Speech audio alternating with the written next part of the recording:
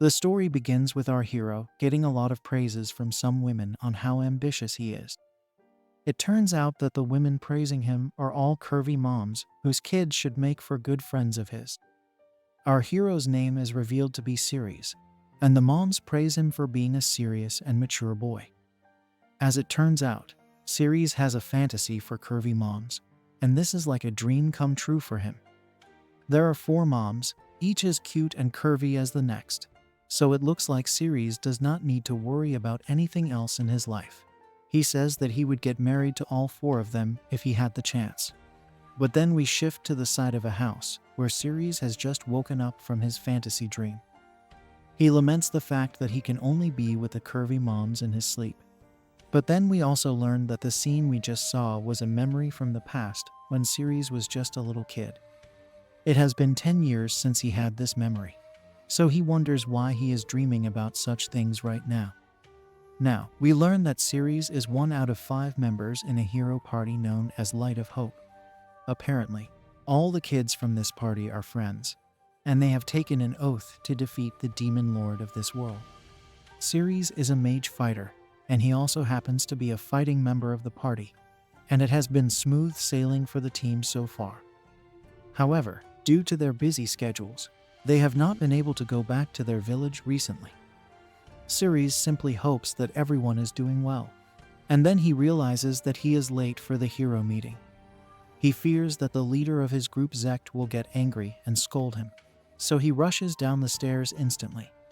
He reaches his team and sees Zect with 3 cute girls. They are the remainder of the team, but none of them seem to be happy to see Siries. Suddenly, Zect says sorry, but mentions to Siries that he has been kicked out of the party. The girls look at him with neutral faces, but the strangest thing is that Siries himself does not seem to be too shocked by this decision. He simply takes the news as it is and comments that such a thing was bound to happen. Our hero explains to us that his party did have a big problem, and it is to do with Zect himself. Of course, Zect is shown to be an amazing fighter, and he is actually the lead hero of the new world. He has great leadership skills, which allow him to do whatever he wants. And he's handsome also to boot. Having said that, he does seem to have character flaw that makes him a huge jerk, and it's his desire for women.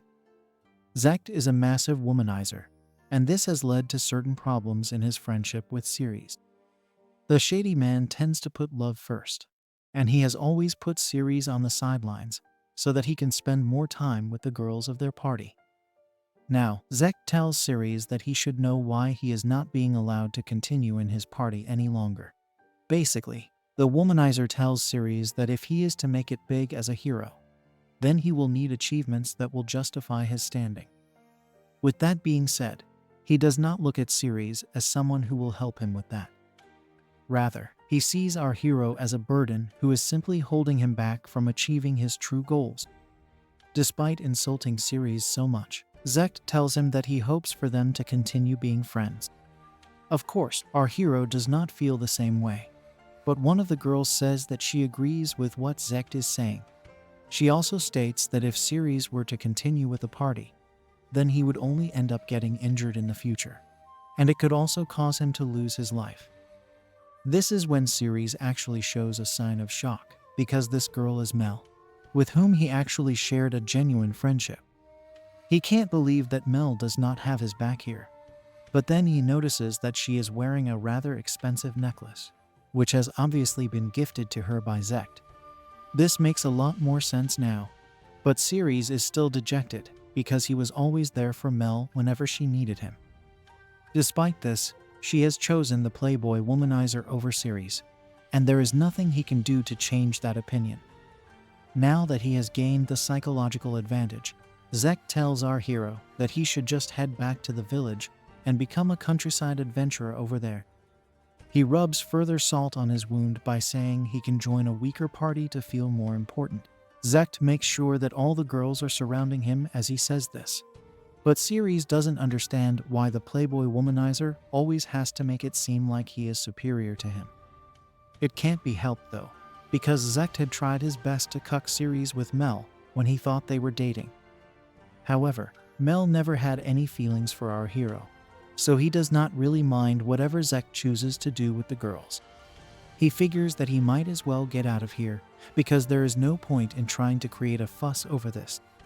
He is aware that Zect's party is genuinely strong with his rank fighters, so he will simply get in their way if he chooses to stay. Having said that, he knows he can always join other S-class parties. As a matter of fact, he will have plenty of parties to join, even if he drops down to a class.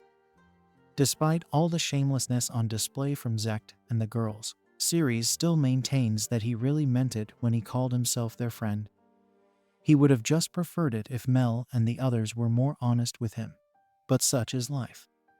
With that, Mel tells Siries that is goodbye from her side, and he also says that he hopes everything turns out well for her and Zect. The womanizer playboy is a bit surprised to see how easily Siries is ready to leave.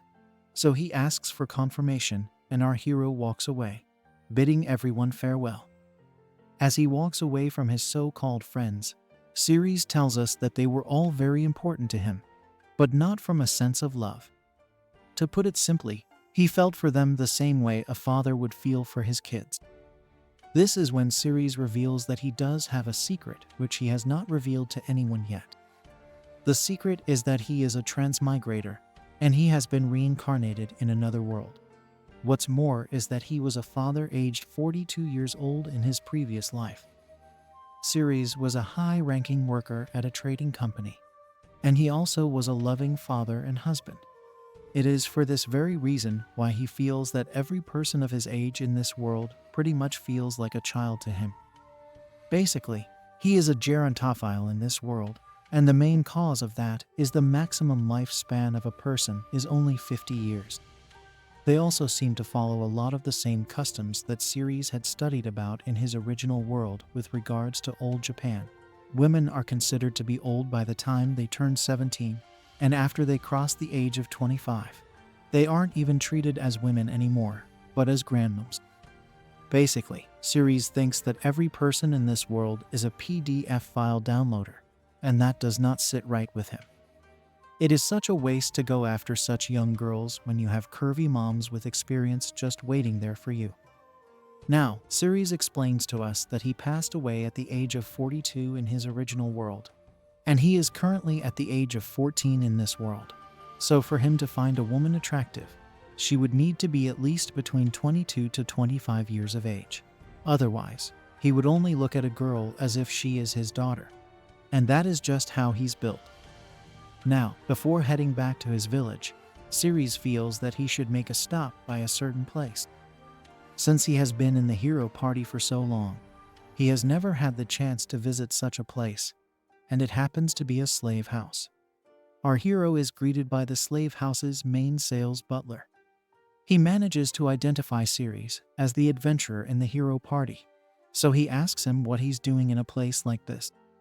Siries has no problems in saying that he got kicked out, and is nothing more than a simple adventurer now.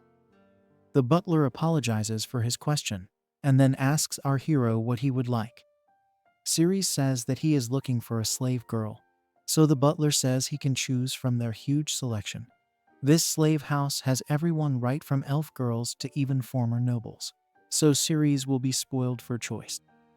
However, this would only work if Siries was into the younger girls, so he asks the butler to show him some of the cheaper slaves who can be used for household work. The butler realizes that Siries has not come here to act on his intrusive thoughts, so he leads our hero to another separate section. It is behind a range of curtains, and the butler explains that it is this way because these slaves are of no value, so it is better to keep them hidden from the public eye. What Siries sees in front of him is rather shameful, because the older slave girls are kept as if they are wild animals inside a cage. These cages don't even seem to have any beds for the slaves to sleep comfortably. But then Siries notices something that completely shocks him. It is one of the curvy moms he had a crush on back when he was a kid, and her name is revealed to be Shizuko. Siries calls out to her, and she is also shocked to see him over here. But the main question is why she has found herself in a slave house.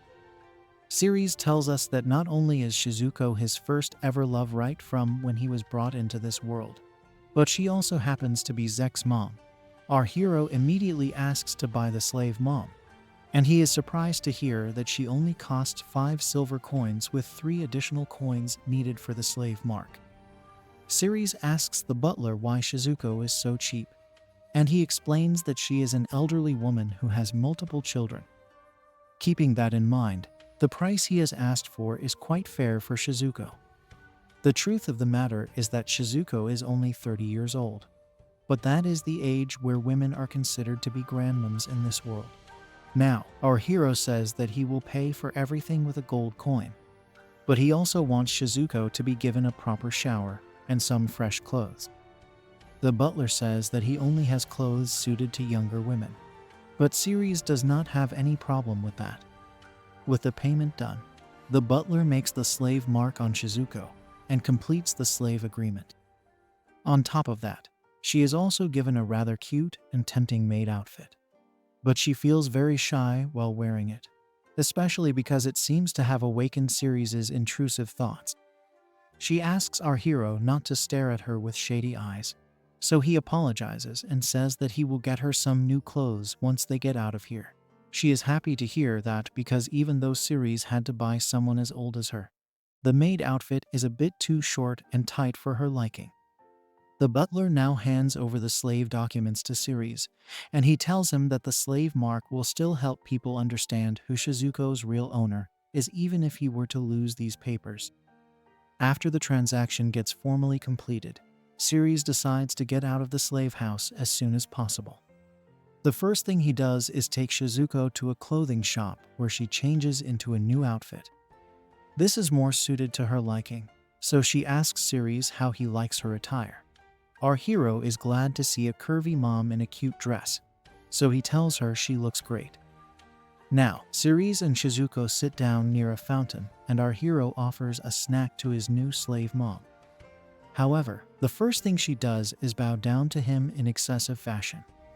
He asks her what is the meaning of this, so she thanks him for buying such a worn-out slave like her. She promises to devote her mind, body, and soul to him from now on, but our hero tells her that she does not need to do such things. After all, he did look up to her all those years ago, but she says that she is his slave mom, so it's only natural for her to bow down to him. However, this also causes Shizuko to become emotional, and she breaks down into tears over her current situation. Siries realizes that life might not have been kind to Shizuko, so he asks her to cry her heart out. Once she is done, he wants to know how she ended up in a slave house in the first place. As he watches his slave mom calm herself down, Siries remembers how he would console Mel back when they were in the same party. He used to feel like her father back then, but he has no such feeling right now with Shizuko. In his eyes, she looks like an adult Japanese beauty, so for him, it's a bonus since he is also from Japan. After she is done crying, Shizuko finally reveals that she was sold off by her very own husband, which comes across as quite a shocker for our hero. Her husband's name happens to be Zect, so Siries asks her how he came to do such a thing. Our hero explains that when Zect became a hero, he was given a lot of money from the state, so by that logic, Zect would have no reason to sell Shizuko. She agrees with this logic, but it turns out that the moment the greedy husband got his hands on this cash, he ended up spending it on women, gambling, and alcohol. At this rate, it was only a matter of time before he spent all of these earnings.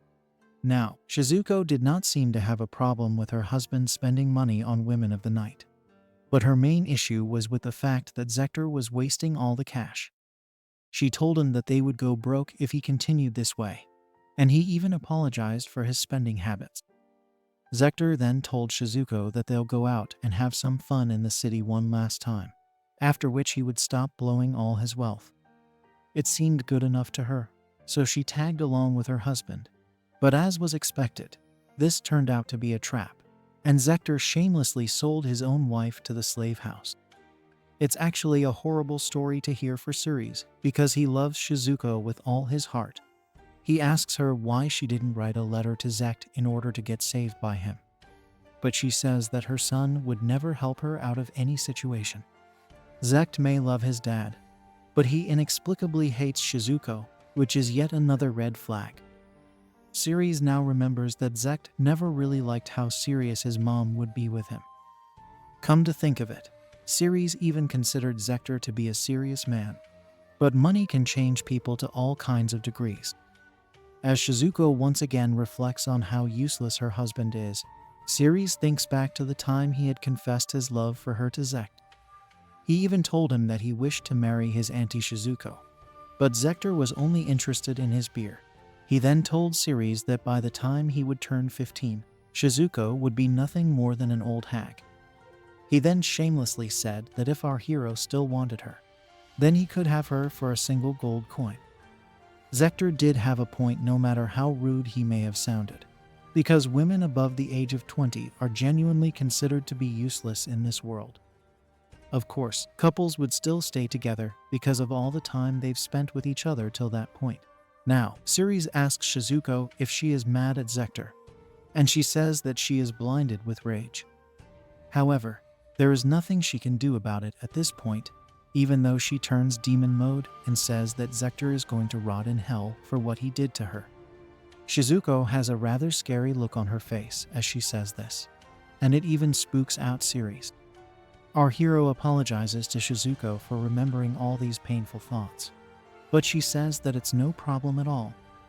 As a matter of fact, she felt really happy when Siries came to her rescue and bought her from the slave house. Shizuko blushes as she says this, so Siries comments that she is a very beautiful woman. He proceeds to tell his slave mom that she is not old, and she should stop thinking like that. Shizuko states that Siries is the only person in this world who would say such a thing. Of course, this makes sense because there is a man who's 42 years old trapped in our hero's body, which technically makes him 12 years older than Shizuko. However, there is another reason as well for his continued support towards the slave mom. Back when his parents from this world had passed away, Shizuko was the one who encouraged Siries to live a fulfilling life. Part of the reason why Siries wanted to help Zect and his other friends was because of how nice everyone at the village was towards him. However, even among them, Shizuko was a special one to our hero. She was so kind to Siries that she was pretty much like his stepmother during his early childhood years. Now, Siries tells Shizuko that she truly is a wonderful woman, because he has just remembered all the nice things she had done for him when he grew up. His words make her blush again, so she asks what he would like her to do for him. She starts by asking if he would like a tasty meal, which is true for Siries, but it's not the kind of meal that families like to eat with each other. He laments that Shizuko still looks at him as a child, but he can't really help that. Shizuko realizes that she is actually Siries' slave mom now, so she will need to listen to whatever orders he gives her. With that, she asks once again what he would like her to do. And that's when our hero decides to take a leap of faith and risk it all. He says that if it were up to him, then he would like for Shizuko to become his lover. Of course, this is a total shocker for the slave mom, and she takes a few seconds to register what has just been said to her. At first, she tells Siries to stop teasing her because it's not funny to joke when it comes to love. She says that nobody would want a grandmom like her who is twice their age. However, Siries tells her that he's not joking around and is very serious about this. He even reminds Shizuko of the time he had first confessed his love to her when he was a kid. The slave mom finally realizes that Siries is not messing around with her, and she also finds out that he has gotten taller than her. She tries to reason with our hero by saying he's a handsome young boy. The cute girls must be going crazy over him, and she even gives the example of Mel and the other girls from the hero party. Of course, Siries reveals that Zect has already engaged in shady activities with all of those girls, but he gets a rather hilarious response. Shizuko states that Mel and the others must have horrible taste in men to choose Zect over Siries. After all, our hero is much better than the womanizer playboy, and this leaves him speechless. It's not every day that he gets to see Zect's own mom criticizing him, so it's good for him to soak in this moment. After all these discussions, Shizuko tells Siries that if he insists so much on it, then she will accept his proposal. She adds that she will continue to do shady things with him until he finds a young girl that he likes. This is the best news Siries could have ever heard because his dream has finally come true. He thanks Shizuko for accepting his proposal, but she says she is the one who is supposed to be grateful towards him. With that, the couple holds hands, and they both blush as they make their way to an inn. Our hero's life with curvy moms has begun, and he makes sure to seal the deal that very night itself. Now, we move to the next morning where we can see that Shizuko is fast asleep after a rather passionate night. Next to her is Siries, who has been awake the entire night because he simply could not get over the excitement of doing it with a curvy mom. He also reveals to us that Shizuko cried herself to sleep because of all the trauma she had to face after being sold into slavery. Now, the slave mom wakes up and finds herself holding hands with Siries. They wish each other good morning, but Siries feels that he may have caught Shizuko off guard by holding on to her hand.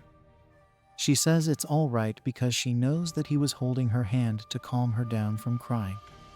Shizuko calls Siries a kind boy, and it makes him shy even though he is supposed to be her master now.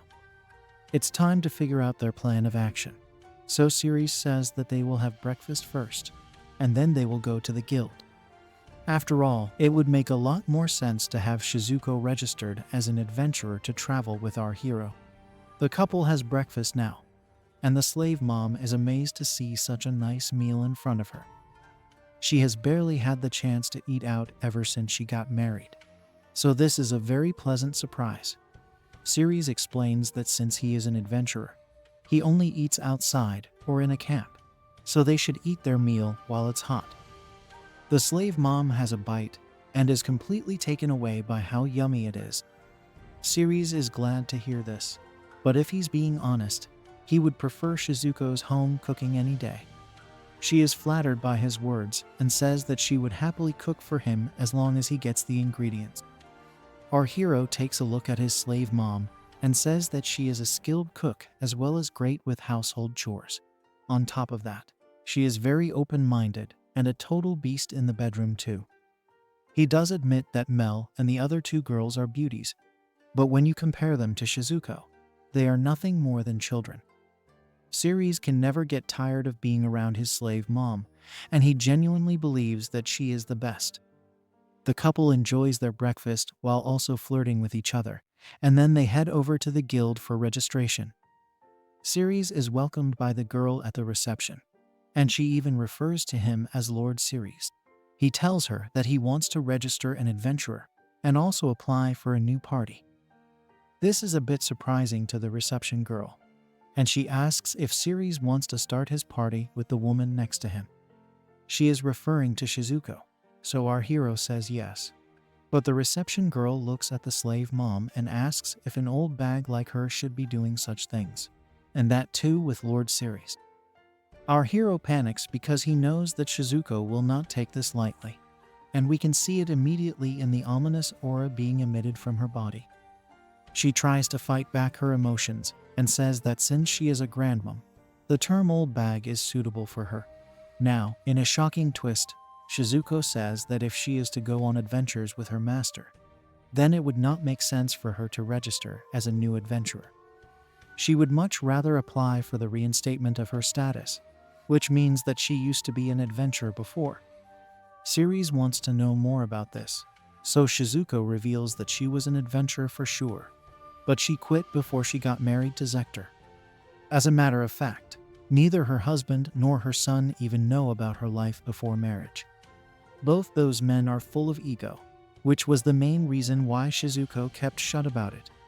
The reception girl still does not seem to believe what the slave mom is saying, so she says that she will check the blood registry just in case of a possible scam. For that, they will need to extract some blood from Shizuko. But that is not needed when the reception girl's dad comes out to show himself. He says sorry for the way his daughter has treated Shizuko, and we learn that her name is Sally. The dad then asks the slave mom if she wants to return to work, and she says yes with a giggle. The dad's name is Burry, and Shizuko playfully teases him by saying she has been blessed with a good partner despite her age. She asks him if he does not think she should go back to her old job, but Buri says that Shizuko should not tease him this way. After all, he is the guild master now, so he needs to be treated with some respect. That's when Shizuko reveals that Buri's real name is actually Beldar. But the only thing on Siries' mind is how absurd this whole story is turning out to be. Shizuko asks Buri if he can give her back her previous status and rank, to which he says of course. After all, he is not going to miss out on the chance to welcome back the black-haired healer. This is a rather unique nickname, so Siries asks why his slave mom has such a unique status. That's when Buri reveals that Shizuko was a very famous adventurer back in the day. She was known as the master healer, who was leaps and bounds above the rest of the healers. Now, Shizuko drops the biggest reveal on her master by saying she actually used to be an S-rank adventurer.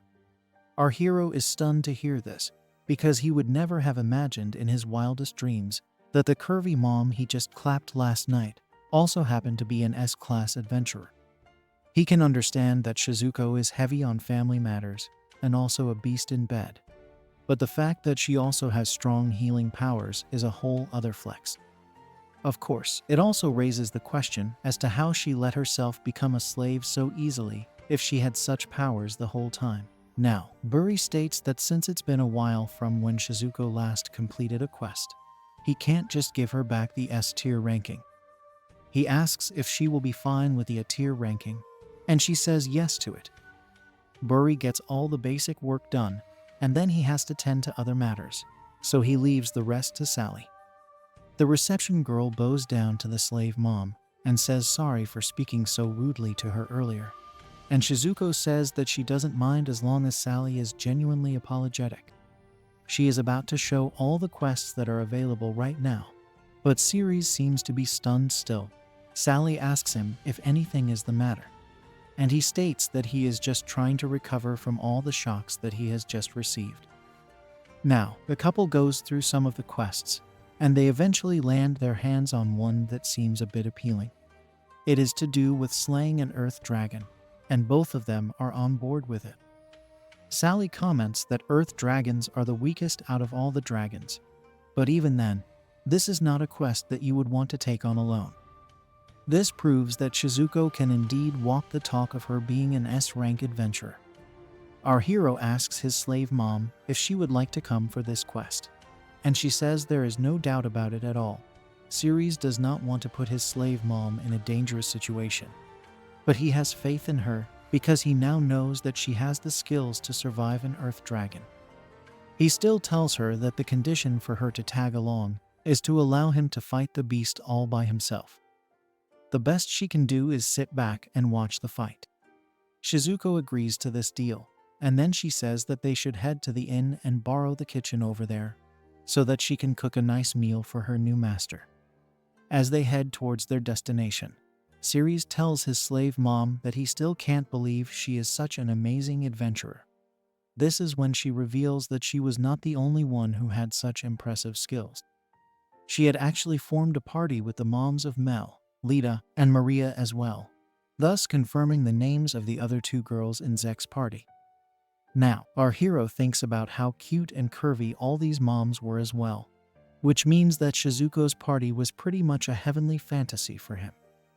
The more important thing is that these moms were all nice and kind to him back when he was a child. Now, Shizuko reveals that even though their party was strong, they would still face issues because they were all women.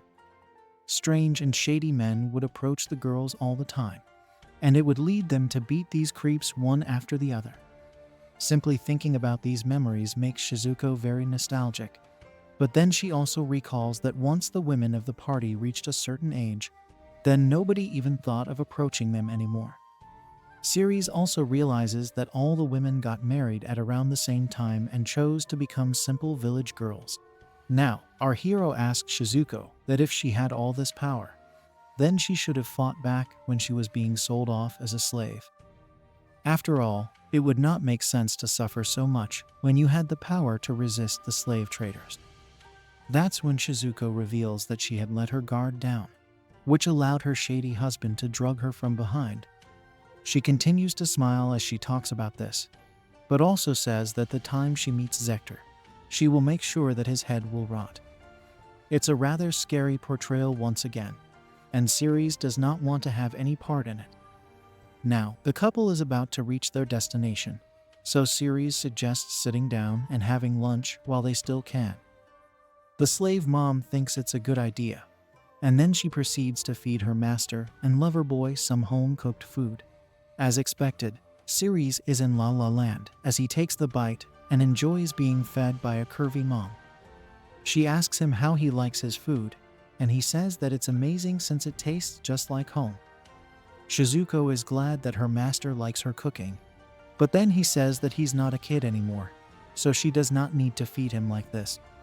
Shizuko blushes and stops as our hero finishes his meal like a big boy. Now that they are done with the meal, it's time to carry on towards their destination. There's something odd about the vibe of their surroundings, and then before you know it, Siries finds himself up against a massive earth dragon. The beast looks very deadly as it lets out a huge roar, so our hero asks Shizuko to step back and watch from a safe zone. The dragon launches an attack, but Siries is able to dodge it with ease. He comments on how slow the beast is, and then he unleashes his magical powers. He summons the power of wind as the earth dragon tries to land another blow, but Siries is able to counter the beast with ease. A tense battle follows with each party trying their best to outwit the other. However, it's our hero who emerges victorious by the end of it, as he unleashes a deadly slash attack to finish off the earth dragon. He chops off its head and states that defeating the monster really wasn't much of a big deal. However, that's when Shizuko calls out to her master and warns him of another monster behind him. Siries looks back and sees something coming out from the ground, and it happens to be some kind of upgraded earth dragon. It is covered in rocks that act as its armor, which means this is an opponent who will not be that easy to defeat. The dragon takes one look at our hero and gets enraged almost instantly. It unleashes its flame blast on Siries, but he does not know how to counter it in such short time. Luckily for him, his slave mom has seen such beasts before, so she rushes to his aid and blocks the attack with a holy wall. Siries is not happy about this because Shizuko did not listen to his orders, but she says sorry as she had no other choice but to keep her master safe. There are other things to worry about because this is most definitely not an earth dragon.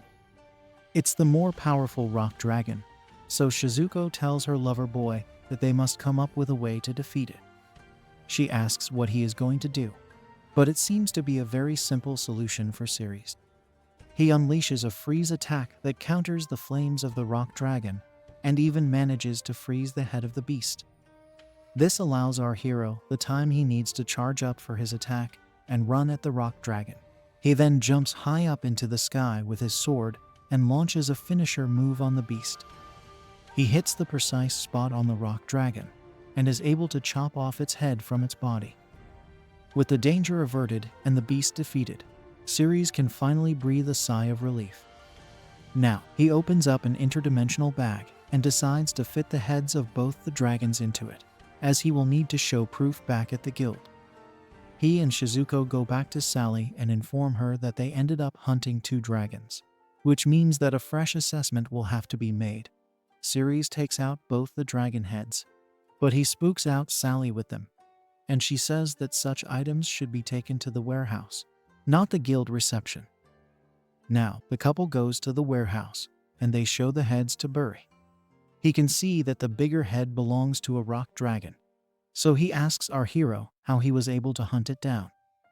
Rather than hearing some grand plan, Buri only watches on nervously as Siries talks about how he jumped at it and slashed its head off to claim victory.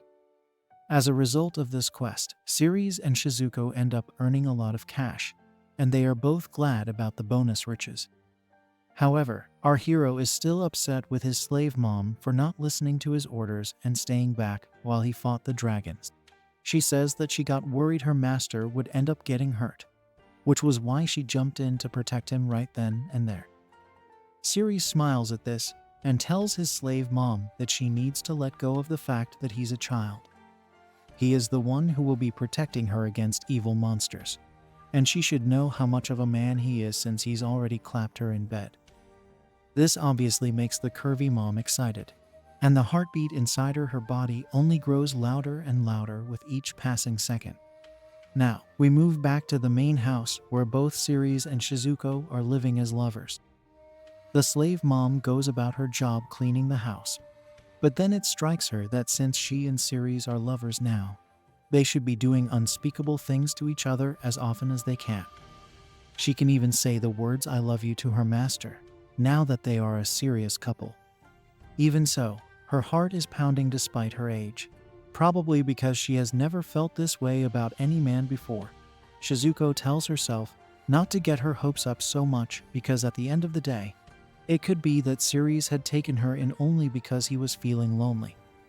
As she looks out into the open sky and wonders what her real relationship is with our hero, we see Siries, who has bought a gift for his slave mom.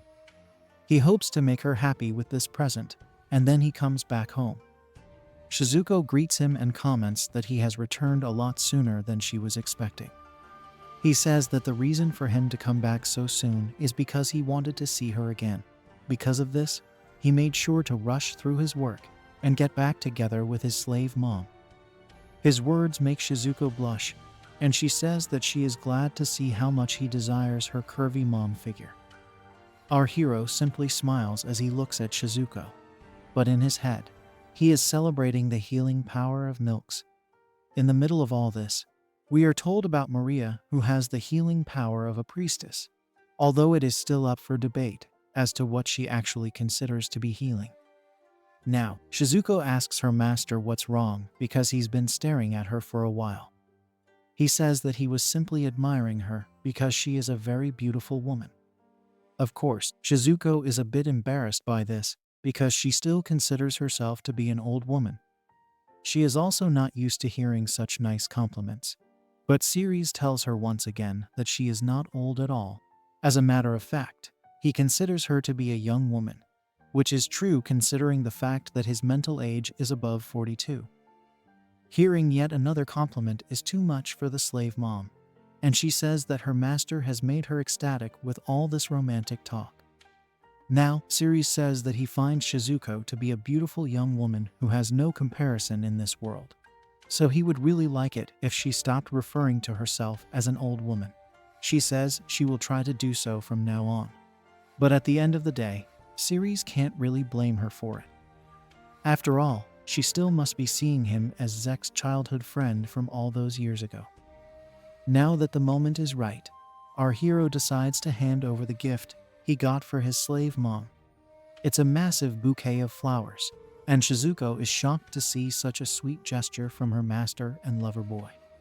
She can't believe that he has done this just for her, and she says thanks with all her heart.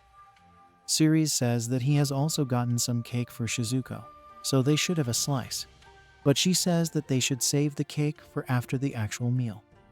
If they eat the dessert right now, then it will spoil our hero's appetite, and he won't end up having a proper dinner. It turns out that Siries has one more thing that he would like to give his slave mom, but he decides to save it for later. Shizuko asks him why he is making such a weird face, and it makes him remember how she used to say the same thing to Zect and him back when they were kids.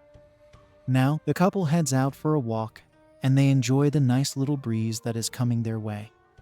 Shizuko thanks Siries for all that he's done today because no one has ever been so kind and sweet to her. She then asks him why he went through so much trouble to do all of this today.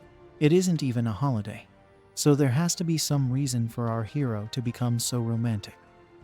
That's when he brings out the gift that we had seen earlier, and he tells Shizuko to take a look at it.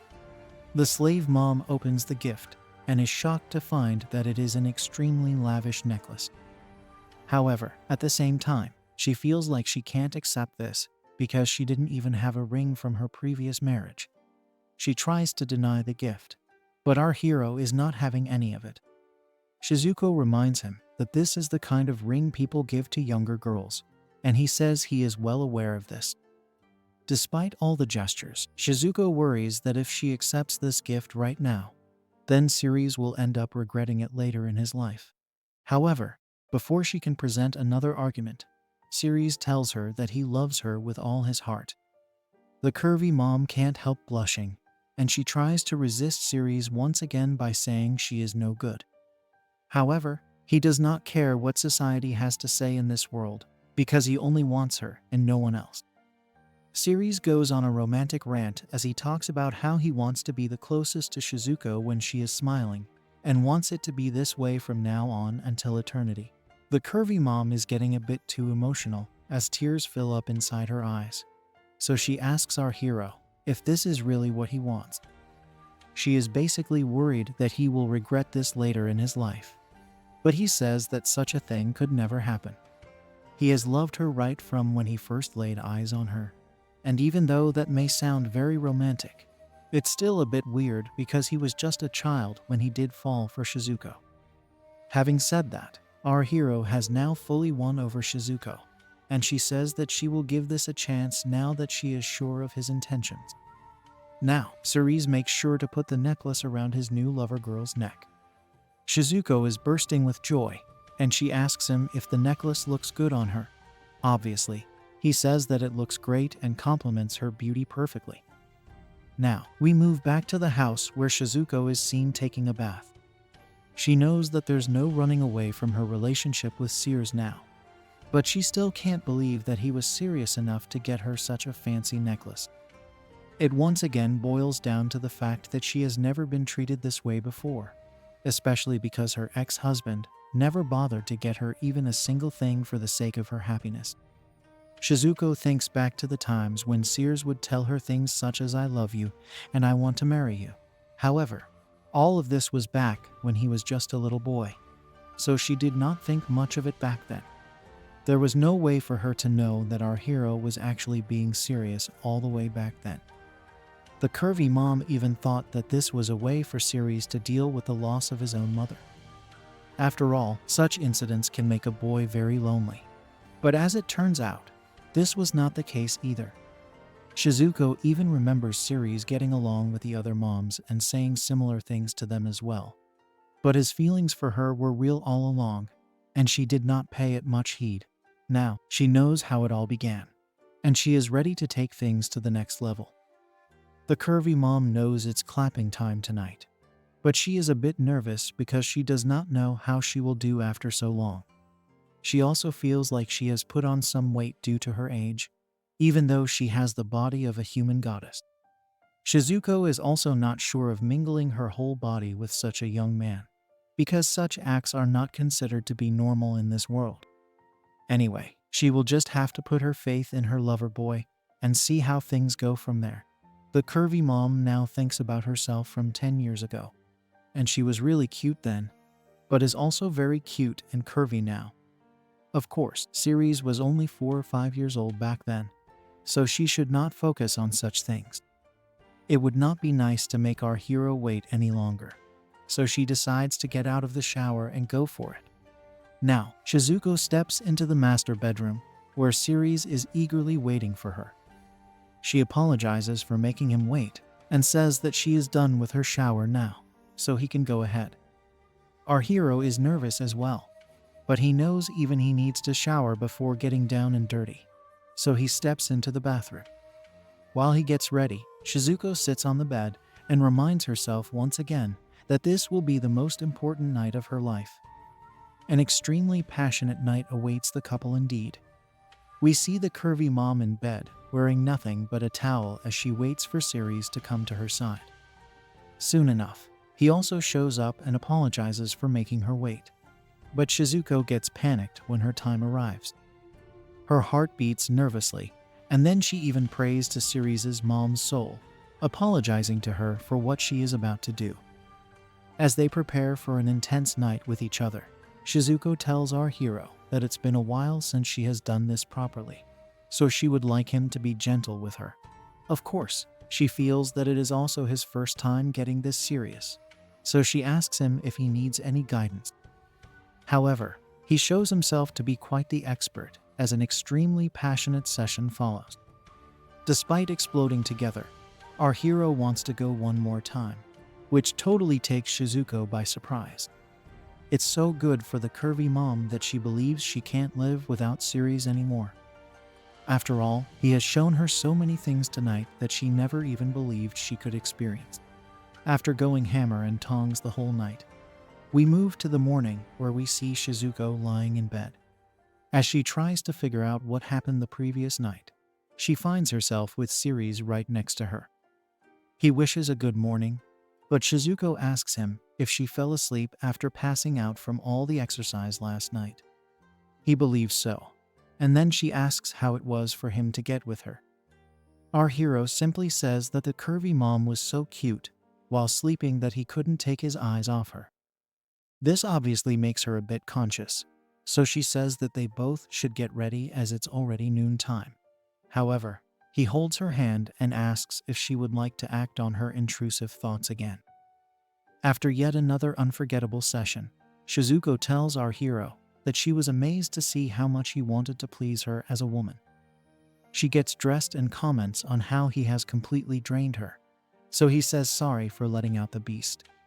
Of course, she does not have a problem with this at all, but it leads Siries to wonder if he has always been such an excited man. He then tells the curvy mom to rest for a bit, after which the both of them go to get some breakfast. We see that our hero has made some yummy omelets and even drawn hearts on them. So Shizuko states that he really knows how to please her. They decide to eat before the food gets cold, and then they discuss what they should do next.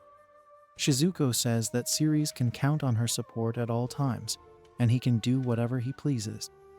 Of course, hearing such things only makes his intrusive thoughts erupt, but he has to be focused, especially after going 3 rounds with a curvy mom. Now, we learn that there are only 30 people in the world who have the S rank.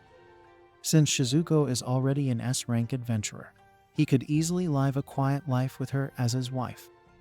However, he is also aware that he could land up into trouble for this with Zect and his dad for obvious reasons. Shizuko states that if he is having a hard time figuring out what to do, then she would like to propose paying a visit to their village. After all, she would definitely like to inflict some punishment upon her shameless ex-husband. She smiles a lot as she says this, but our hero knows better than to allow a scorned woman to unleash hell upon the man who wronged her. He leaves that topic aside and says that he was actually thinking of going to the Jamuna village and living there quietly. Shizuko is fine with this and says that she would also like to meet the other curvy moms Haruka, Sayo, and Misaki. Of course, even Siries would love to do that, as he has his own shady intentions in mind for them. He wonders if these moms are still the same as they were when he last saw them, and Shizuko says that they most definitely are. Haruka is busy helping her husband Kazuma, who is only interested in cooking for his restaurant. Sayo continues to be a household slave for her oppressive farmer husband Kaido, but she considers this to be her job. Then there's Misaki, who is quietly working in the household and general store of her selfish husband Shuto. From the looks of it, all these curvy moms need a hero to rescue them from their boring marriages, and Siries looks like the right man for the job. Shizuko talks about how the love these moms once shared with their husbands has instantly deteriorated, so it makes Siries wonder if he can actually achieve his ultimate fantasy now. Either way, he is excited to meet the moms again, even if he does not know what he is going to do when he reaches the village. Anyway, he'll see if he can come up with something new once he is actually there. On this note, his intrusive thoughts come to the fore once again, and he asks Shizuko if they can engage in unspeakable acts again tonight. She is amazed by the stamina and vitality of his youth, but it's not like she's going to say no to him either. Now, we shift to Zect and his girls as they realize that they have run out of money. This is a bit of a shocker to them, and Maria even suspects that Siries may have run away with it. However, the girls realize that our hero would never do such a thing, and they will just have to deal with being broke. The group goes to the guild to figure out what's wrong, and that's when they learn the church has not paid them yet. Zect figures he'll go and sort this out, but when he reaches the church, he is told that his team did not receive any money because they did not submit any reports or paperwork. Zect does not understand any of this, so the church man tells him that if he is to get paid, then he needs to submit detailed reports of his expenses as well as achievements. Zect does not remember submitting any such reports in the past, and even the girls are clueless about this. The church man reveals that the paperwork he received in the past did have Zect's signatures, but the one filling them out was none other than our hero Siries. This shocks the playboy as he realizes that Siries would often come to him with papers for his signatures. Now he knows what all of them were for. He asks the church man if these documents are necessary. The church man says that there is one other alternative, but that is the minimum monthly allowance. It's a lot less than what the team would get before, but they have no other choice since they don't have any papers. Now, Zect turns to Mel and asks her if she would take over from Siries regarding the reports. She wants to know why she has been chosen for this task, so everyone tells her that she is the smartest among them all. She is a sage after all, so a lot of papers are dumped right in front of her. Lita tells her that such a task should not be that tough. But Mel is upset, so she says that it is indeed difficult. She can't do this as well as the other chores. But Zect argues that Siries could handle both responsibilities with ease. Of course, Mel is nowhere close to our hero, so she tells Zect to have Lita or Maria handle the paperwork if he's so confident about it. The playboy panics and calms her down by saying she will need to work only on the reports for now. Later in their tent, we see Zect eating some stew, but it looks like something that has come straight out of the trash can. He complains about it and asks Lita why she couldn't make anything better than this. Lita is not pleased to hear this, so she tells Zect that he can have Maria cook the food if he is not too happy with her. Maria instantly says that Lita is a better chef, and Zect agrees instantly because Maria tends to burn anything she cooks. The girls all remember Siries and his yummy food, such as omelette with rice, hamburgers, and Neapolitan pasta. Zect knows that such food will be available in the city, but only at the fancy restaurants which they can't afford now. However, desperate times call for desperate measures, so Zect says that everyone will be eating out tomorrow. This sounds nice for people who actually have money, but a few days later, we see the whole team looking famished and unkempt. Zect laments that he and the girls can't keep going like this. They are losing money and getting dirtier by the day, so something needs to be done about the situation. Zect takes a look at Lita and notices that her hair looks a lot better than Maria's or Mel's. He asks her how she is able to do this, but she states that she simply ties her hair from behind. Also, Siries used to take care of Mel's and Maria's hair since they had no idea how to manage it themselves. Zect gets annoyed because our hero has been mentioned yet again, proving how useful he actually was to this team. In a moment of frustration, Zect says that he and the girls should go to the church and have them take care of them. However, Maria is completely against this idea because the church members lead a very frugal life. They rarely ever eat meat, and everyone has to take care of themselves anyway. So the team is better off as it is right now. Zect eventually agrees that they won't go to the church, and then he is asked why the team doesn't just go to the guild to earn money from adventures. Zect says that will not be possible because they take money from the church and the country. Due to this, they are not allowed to go out and hunt monsters, and it leads Zect to wonder how Siries was able to do everything that he and the girls aren't. He laments his current situation, but there's not much that he can do about it. Now, we move to our hero and his lover mom Shizuko, who looks super cheerful right now. Siries tells her that they will get some money after their meal, and then they will leave the city. Shizuko is completely fine with that, but Siries doesn't understand why she is so cheerful. The curvy mom says that it's because she has him by her side, and then we see how our hero takes care of Shizuko. It turns out that he shampoos her hair every morning with a hair cleansing potion. He then combs the hair as he dries it out, almost as if he is a professional salon person. In this world, there is no husband who would do such a thing for his wife. But even then, Zect and the girls ended up throwing Siries out of their group. Shizuko does not like to make fun of other people's kids, but maintains that if Haruka were to see Lita like this, then she would have definitely slapped her. Even she herself would like to give Zect a good thrashing for being ungrateful. And Siries agrees that he wouldn't mind doing the same thing. Shizuko compares her current life to her past life by saying Siries and her take turns while making meals. But when she was with Zect and Zector, they would keep harassing her to make food, even when she was down with an illness. Our hero, on the other hand, says sweet things like he wants to see Shizuko smile, and he wants to cook for her. Such a drastic change makes the curvy mom so happy that she wishes to dance around randomly because of her comfy life now. There's also the fact that she and Siries engage in the most unspeakable acts known to mankind day and night. So life is full of pleasure now. Shizuko even goes as far as to say that if she had to choose between Zect and Siries, she would easily choose Siries without even having to think twice about it. She is his lover mom after all, so it's a no-brainer. Now, we move to the forest where Siries has taken down multiple monsters at the same time. Shizuko is amazed to see how strong our hero is, but he says that it's easy for him because he's used to hunting down monsters by himself to survive. This is a bit surprising to Shizuko because Siries used to be a part of the hero party, so there was no need for him to hunt for his earnings. However, he explains that since he is a magic warrior, he did not get aid from the party and had to pay for his own expenses.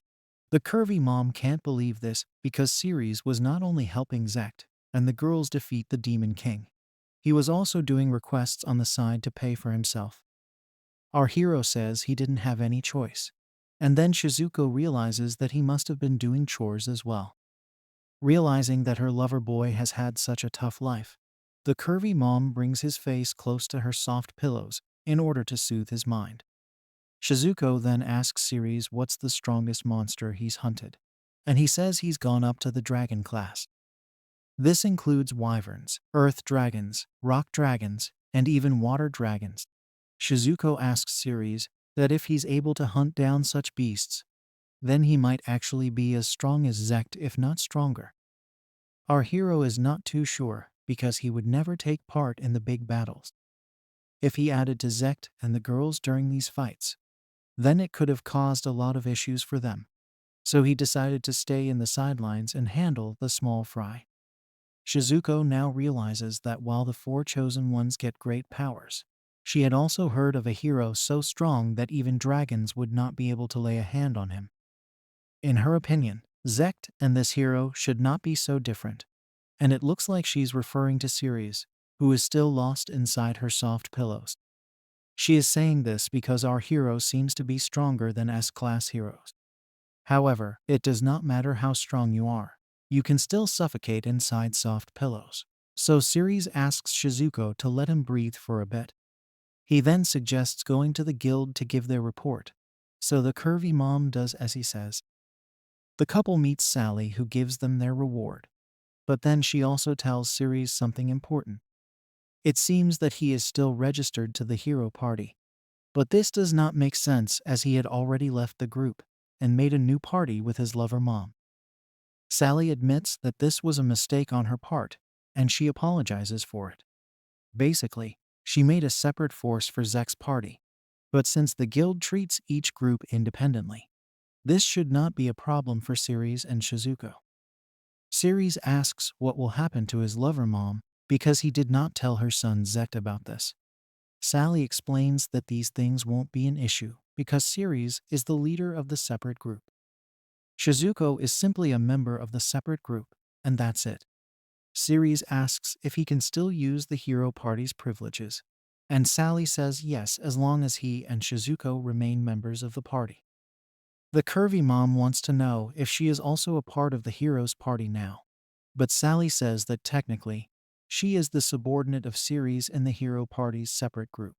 Also, Siries has been granted a new title called Dragon Slayer, so he can call himself that from now on. Shizuko congratulates him on this, and then she asks Sally if any other hero has ever hunted a dragon. She reveals that Zect and Lita were able to slay demi-dragons and wyverns. But these are not proper dragons, so they don't get the same title as Siries. This means that our hero is indeed the only one who was able to achieve something so great, and it makes Shizuko excited. She states that even Zect could not slay a proper dragon, which makes her lover boy more admirable. Sally tells Shizuko that she should not be talking about Zect so casually since he is the chosen hero of this world.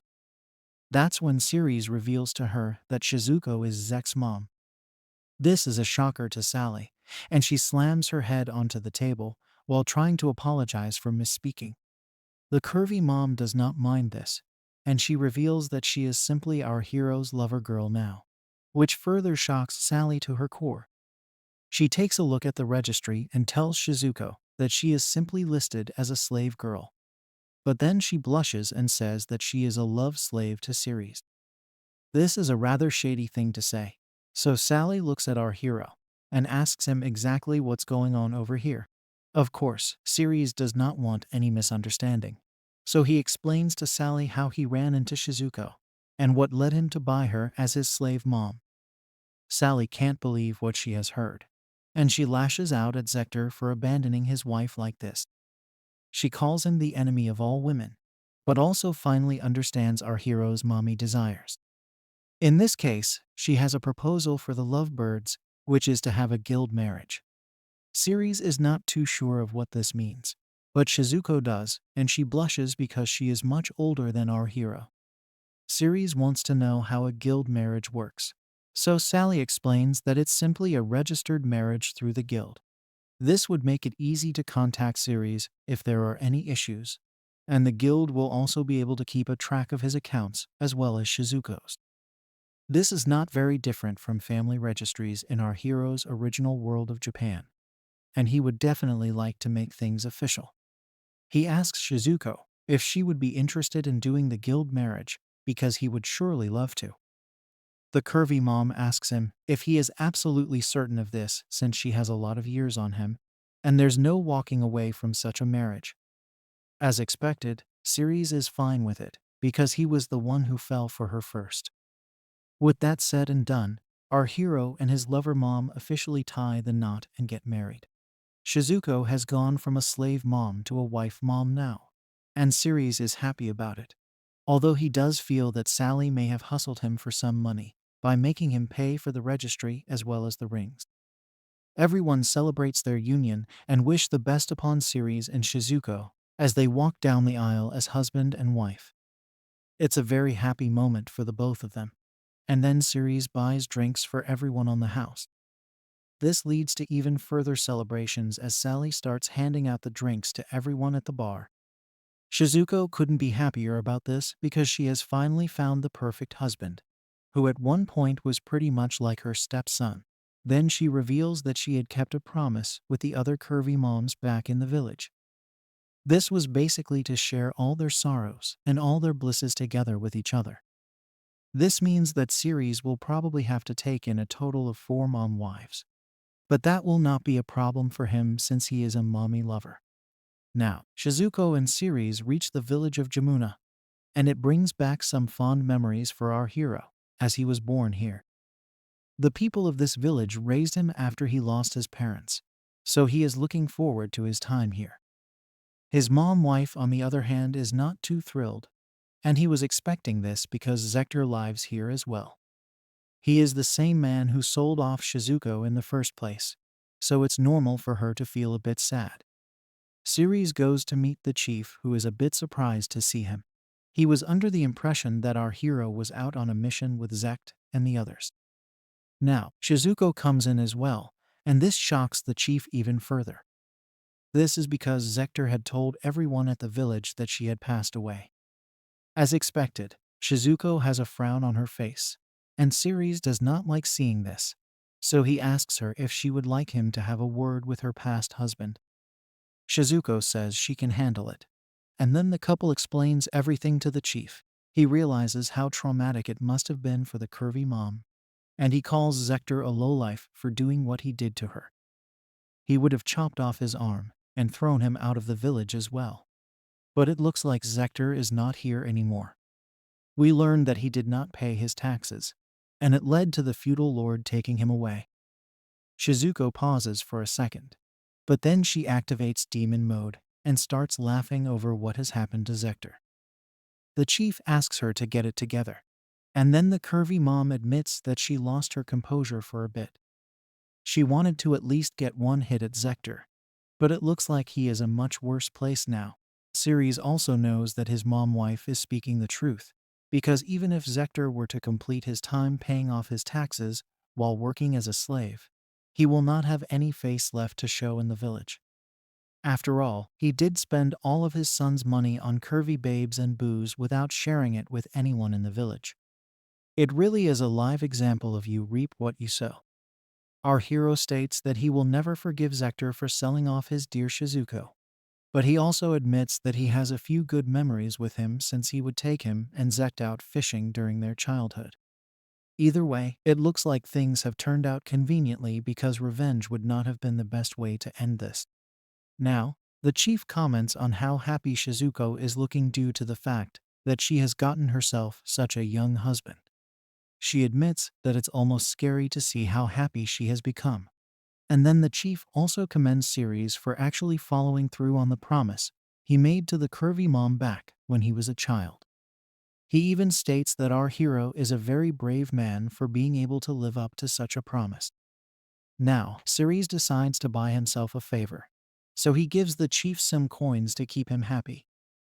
The bald chief then tells our hero that he should go get some rest with Shizuko. However, since the both of them just recently got married, he believes that the couple may want to tire themselves out even more. Siries figures that the chief has given in to his own intrusive thoughts, so he should just try to get out of here with his wife mom. The couple reaches their home and are relieved to finally have some private time with each other. Shizuko is very happy to have gotten rid of Zector now, and she does not want to live with any kind of resentment. After all, she has finally found herself a nice husband after a long time.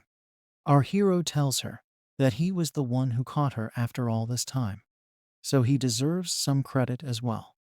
He then says that they can take it easy for today, but Shizuko asks him if he really wants to take it easy or actually get more exercise, just like the chief was saying earlier. Everyone's intrusive thoughts seem to be going wild and out of control, so Siries suggests getting freaky right now. Shizuko is a bit taken aback by his eagerness, but they get down to business anyway. After our hero suggests acting out his intrusive thoughts with his new wife mom, he and Shizuko don't waste any time in partaking at all. This goes on for quite a while, and then we move to later the next day as Siries wishes Shizuko a good morning and then tells her that the both of them didn't take a break for even a second yesterday. Our hero is reminded that it's not morning but rather afternoon, so it makes him feel embarrassed. Siries tells Shizuko that it's bad for him to be so excited all the time, but she tells him it's not an issue for her at all. As a matter of fact, she is glad to see someone desiring to do such things to a woman of her age. Everyone must be busy right now, so Siries doesn't want to disturb them. But then he comes up with the idea to visit Kazuma.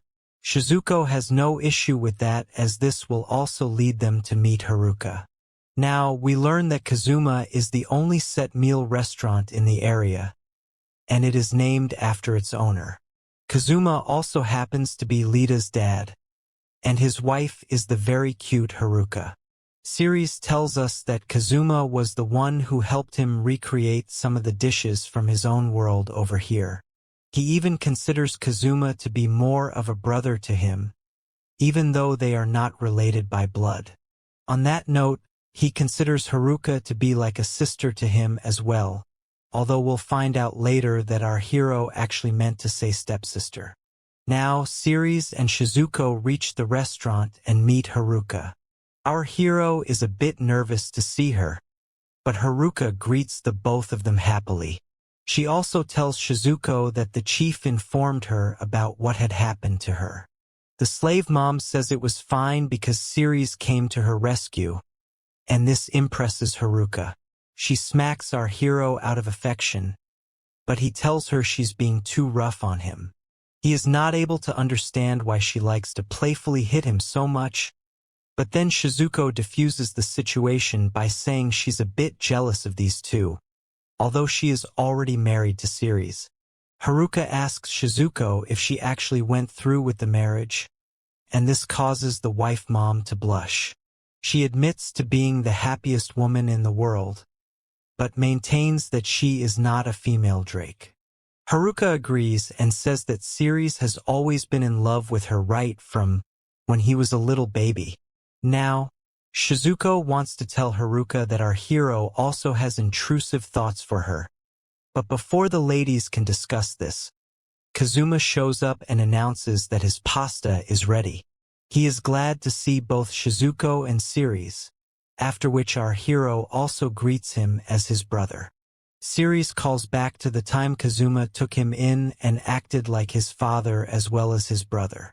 This led him to calling Haruka his sister, but we all know his true intentions at this point. Siries even admits to us that he was in love with Haruka for some time, especially because of her style and her looks, but he buried those feelings deep in his heart out of respect for Kazuma.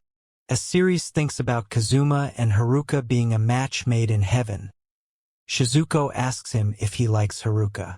Of course, Siries tries to deflect the question by saying he likes Haruka as a sister, but then Shizuko says that she knows what kind of man he is. She knows he wants his elephant to enter her kitty cat, so Siries briefly acknowledges his shady thoughts back when he was a child.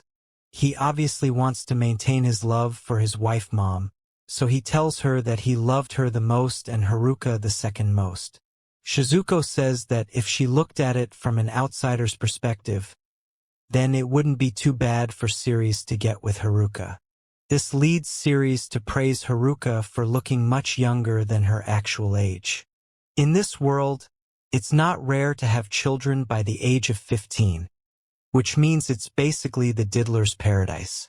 Having said that, Haruka looks like she's in her early 20s, although she might have actually crossed the age of 30 by now. Siries doesn't mind older women looking young, because that's basically the dream for boys like him. He says all of this out loud, so Shizuko admits to Haruka looking very young. But it is obvious that she is feeling a bit insecure of her own age now. Our hero calms her down by saying even she looks quite young for her age, and most importantly, it's not just the looks that have drawn him towards Shizuko and Haruka. Even so, the wife mom tells her hubby boy that he should make a move on Haruka if he likes her so much. However, Siries is a bit hesitant because he does not feel like he can make Haruka happy the same way as with Shizuko. After all, his wife mom needed someone to help her out of a tough spot, but Haruka looks like she is already happy with Kazuma. They have a family together, and things look quite well from the outside, so there is no need for Siries to become a home wrecker. As expected, he does want Haruka because of how nice and sweet she was to him while he was growing up, but he abandoned all his intrusive thoughts for her out of respect for Kazuma. Shizuko tells Siries that this may have been the case back when he was a child, but things might be different right now. She feels that he should still have a go at Haruka, but Siries maintains that he does not want to ruin what looks like a perfectly good marriage. On the other hand, Shizuko tells Siries that this is actually the best chance for him to shoot his shot. As a matter of fact, things may even end on a friendly note between husband and wife if Siries were to enter the scene. Our hero is still not keen on doing such things, but then Shizuko tells him that he should just pay Haruka a night visit. Shizuko maintains that she'll feel lonely for a night, but she'll still be able to manage. Siries panics because he knows what a night visit is and what it may entail. Shizuko states that night visits are a tradition of this village, and they are not as shady as our hero may think it to be. Of course, it does involve acting out your intrusive thoughts, but Shizuko states that as long as you follow its rules, you're fine. Siries is shocked to learn that such acts can have rules as well, but his wife mom tells him to relax. Our hero still feels bad for Kazuma because he is the husband of Haruka. But Shizuko feels there won't be any issues as such. As long as our hero follows the rules, he will be in the safe zone. Now, it's time to learn about these night visit rules, so Shizuko walks us through them. The first and most important rule is that the woman in question should be older than 24 or at least be widowed. The second rule is that the man should approach the woman while she is asleep, and he should sit by her right side on his knees till she wakes up. The third rule is that the man should not speak to the woman unless she speaks to him first. The fourth rule is that the man must not shame the woman if she has accepted his advances. And the fifth rule is that he should not curse her if she rejects him.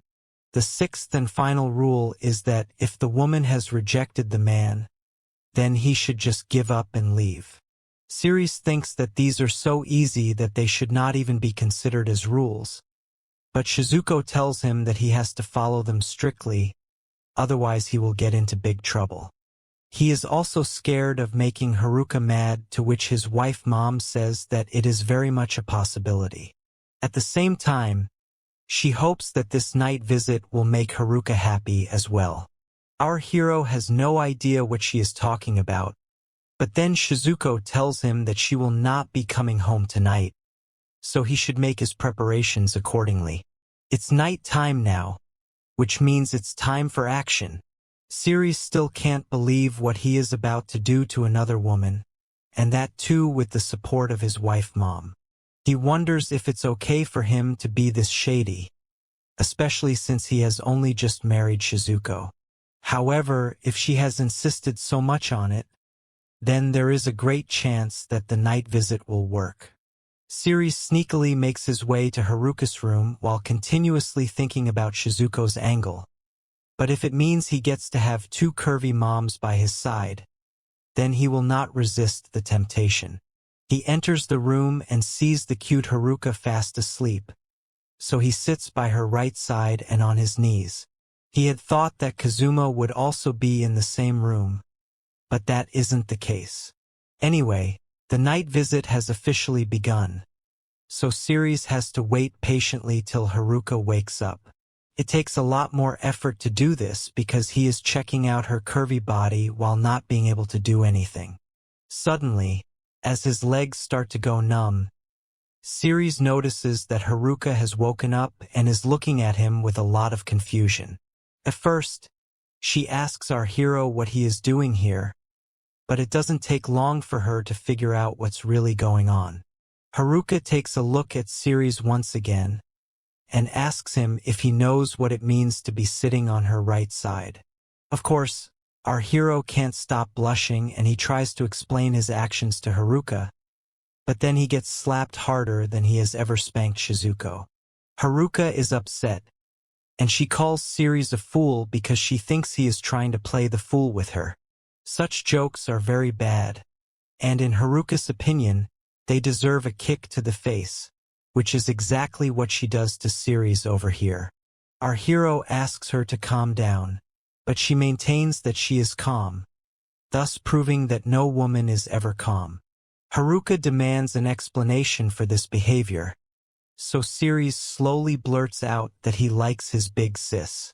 He gets yet another slap, and then Haruka asks him if he means it as siblings. She doesn't like getting hurt by tasteless jokes, and it shows in her face. Siries feels bad about what's going on, so he decides to confess the truth to Haruka, but at that very moment, Kazuma enters the room to check on his wife. He is surprised to see Siries over here, and our hero believes that he will soon be breathing his last. This leads to a round table conference, but without the round table and the chairs. Siries has to come up with something now, but he is told to speak carefully, otherwise it may harm his relationship with Haruka as well as Kazuma. It's now or never for Siries, so he finally confesses that he actually likes his big sis. However, after seeing her with Kazuma, he decided to give up on that dream. Haruka wants to say something, but then Kazuma cuts her off because the men are speaking right now. Both Haruka and Siries are a bit surprised to hear this, but Kazuma becomes a wingman and tells our hero that he should not give up on the woman he likes. There's a lot going on inside his head, so Siries tries to understand what Kazuma is trying to say. He replies by telling Siries that he should just be open and clear with him. He wants an honest answer, so our hero tells him that he did not go after Haruka because she seemed to be very happy by his side. As a matter of fact, whenever he did look at the both of them, he could only see smiles, which made him jealous of the couple. Kazuma now understands Siries and his feelings, so he tells him that he also wishes for our hero to get with his wife. However, he asks Siries if he is fine with Haruka despite the fact that she is Lita's mom and is pretty much the same age as his late mother Maruna. Kazuma looks extremely serious right now, which is why Haruka is not able to understand her husband's passion. She asks Kazuma why he is being this way, but by then, Siries reveals that age has got nothing to do with love. He does not wish to give up on loving Haruka either, although he might be confusing love for another word. Haruka also starts blushing now, so Siries shoots his shot by saying he will offer his love to her if she accepts him. He still says that he does not want to make Kazuma sad, but instead, it looks like Kazuma is the one who wants this to happen the most.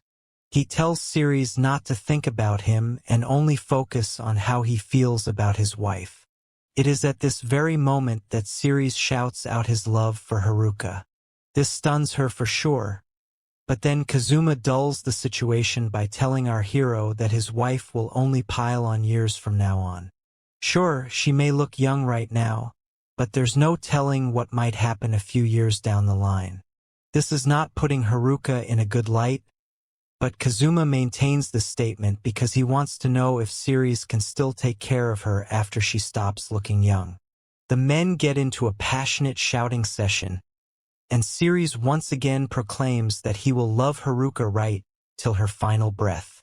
Now that Kazuma has all that he needs, he asks his wife what she feels about the whole thing.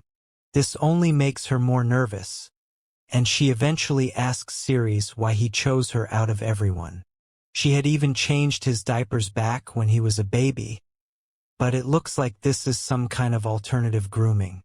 Haruka calls back to all the times Siries told her he liked her, but this was only when he was a child, so she did not take it seriously. Kazuma once again tells our hero that when he reaches the age of 30, which is Kazuma's current age, Haruka would be in her 40s, which is not the most youthful age even on Earth. Kazuma adds that his wife will start looking like an old hag by that point, but the person reacting to this the most is Haruka, and that too with anger.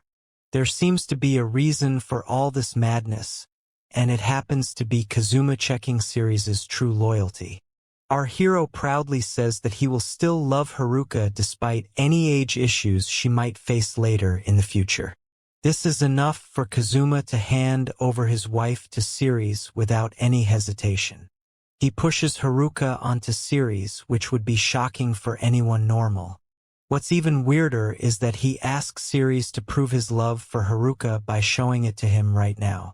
This takes our hero back by surprise, because he is not too sure what Kazuma means by such a statement. Haruka is immediately dumbfounded, but before she can counter her husband, Siries decides to show off his passion to his big brother by taking his wife in front of his eyes.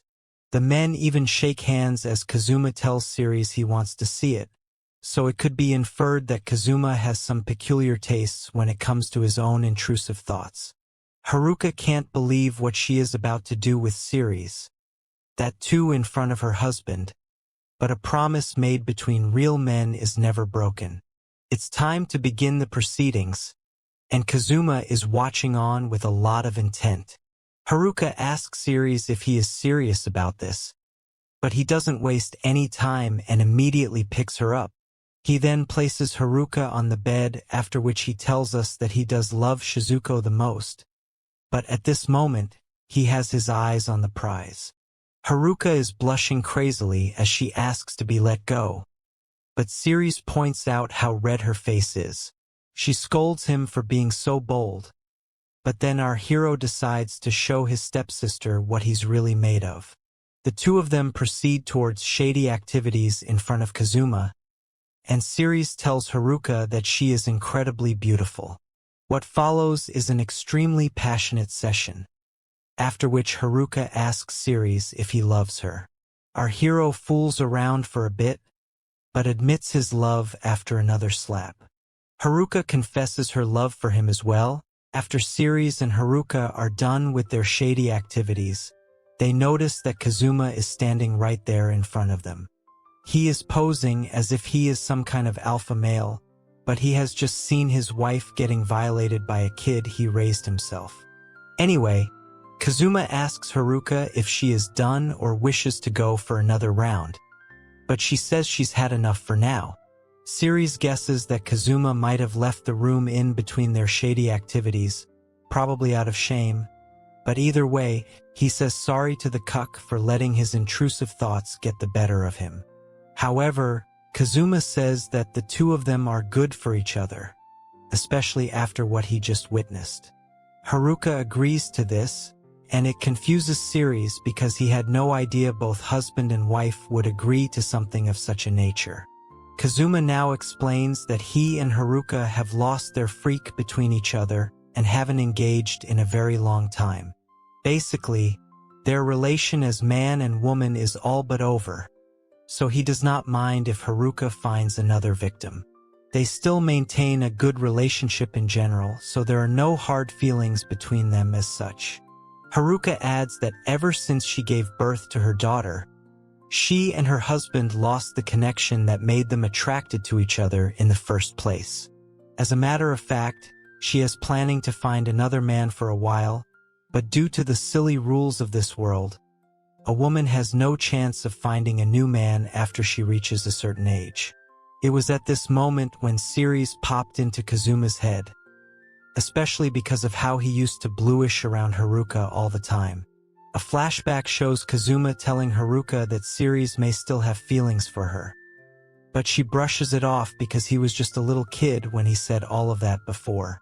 Despite this, Kazuma still felt that our hero did not grow out of his love for moms, and that theory has been proven true over here. Now that he has proven his intentions, Kazuma tells Siries that if he would like it, then he will gladly hand Haruka over to him. In the middle of all this, Haruka just sits and blushes, but Siries still can't believe that he is being given such an offer.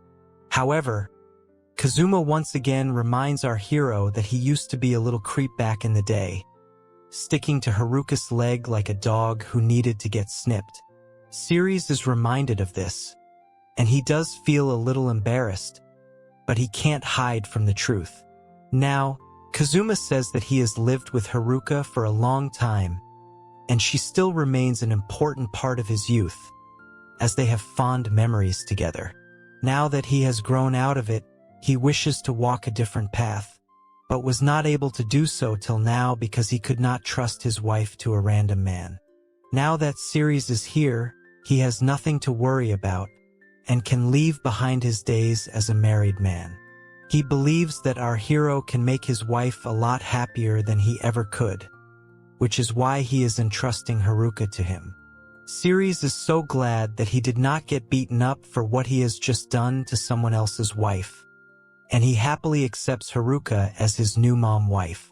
There's still another surprise waiting for him, as Haruka says that he might actually have 4 wives with him in the future. This is because of some promise that was made amongst the curvy moms a while back. So Haruka is still not sure if it's true, but she says it so casually as if this place is a feminist's nightmare. Siries can't believe that he might be blessed with even more curvy moms, but there are other things to figure out as of now. The first and most important thing is the shop. If our hero is to take Haruka away now, then it could mean trouble for business. Kazuma reassures him that he has it all under control because he can just buy a young slave girl from the government and hire her as his maid. This will allow him to run a nice cafe. But Haruka has just realized why her husband was so keen to let her go. Of course, she herself is a 10, but since everyone operates on Drake mentality in this world, Kazuma would surely prefer a much younger slave. Siries offers to lend the funds for the maid to Kazuma, but he firmly refuses this. Siries once again asks Kazuma to take his money, because he wants to help his older brother for once in his life. Eventually, Kazuma does take the money, and he seems to have gotten a great deal out of this whole situation. Now, our hero leaves with his new wife mom, and he promises Kazuma that he will take care of her, no matter what. There are sparks flying everywhere between Siries and Haruka, after which they decide to find out what Shizuko is up to.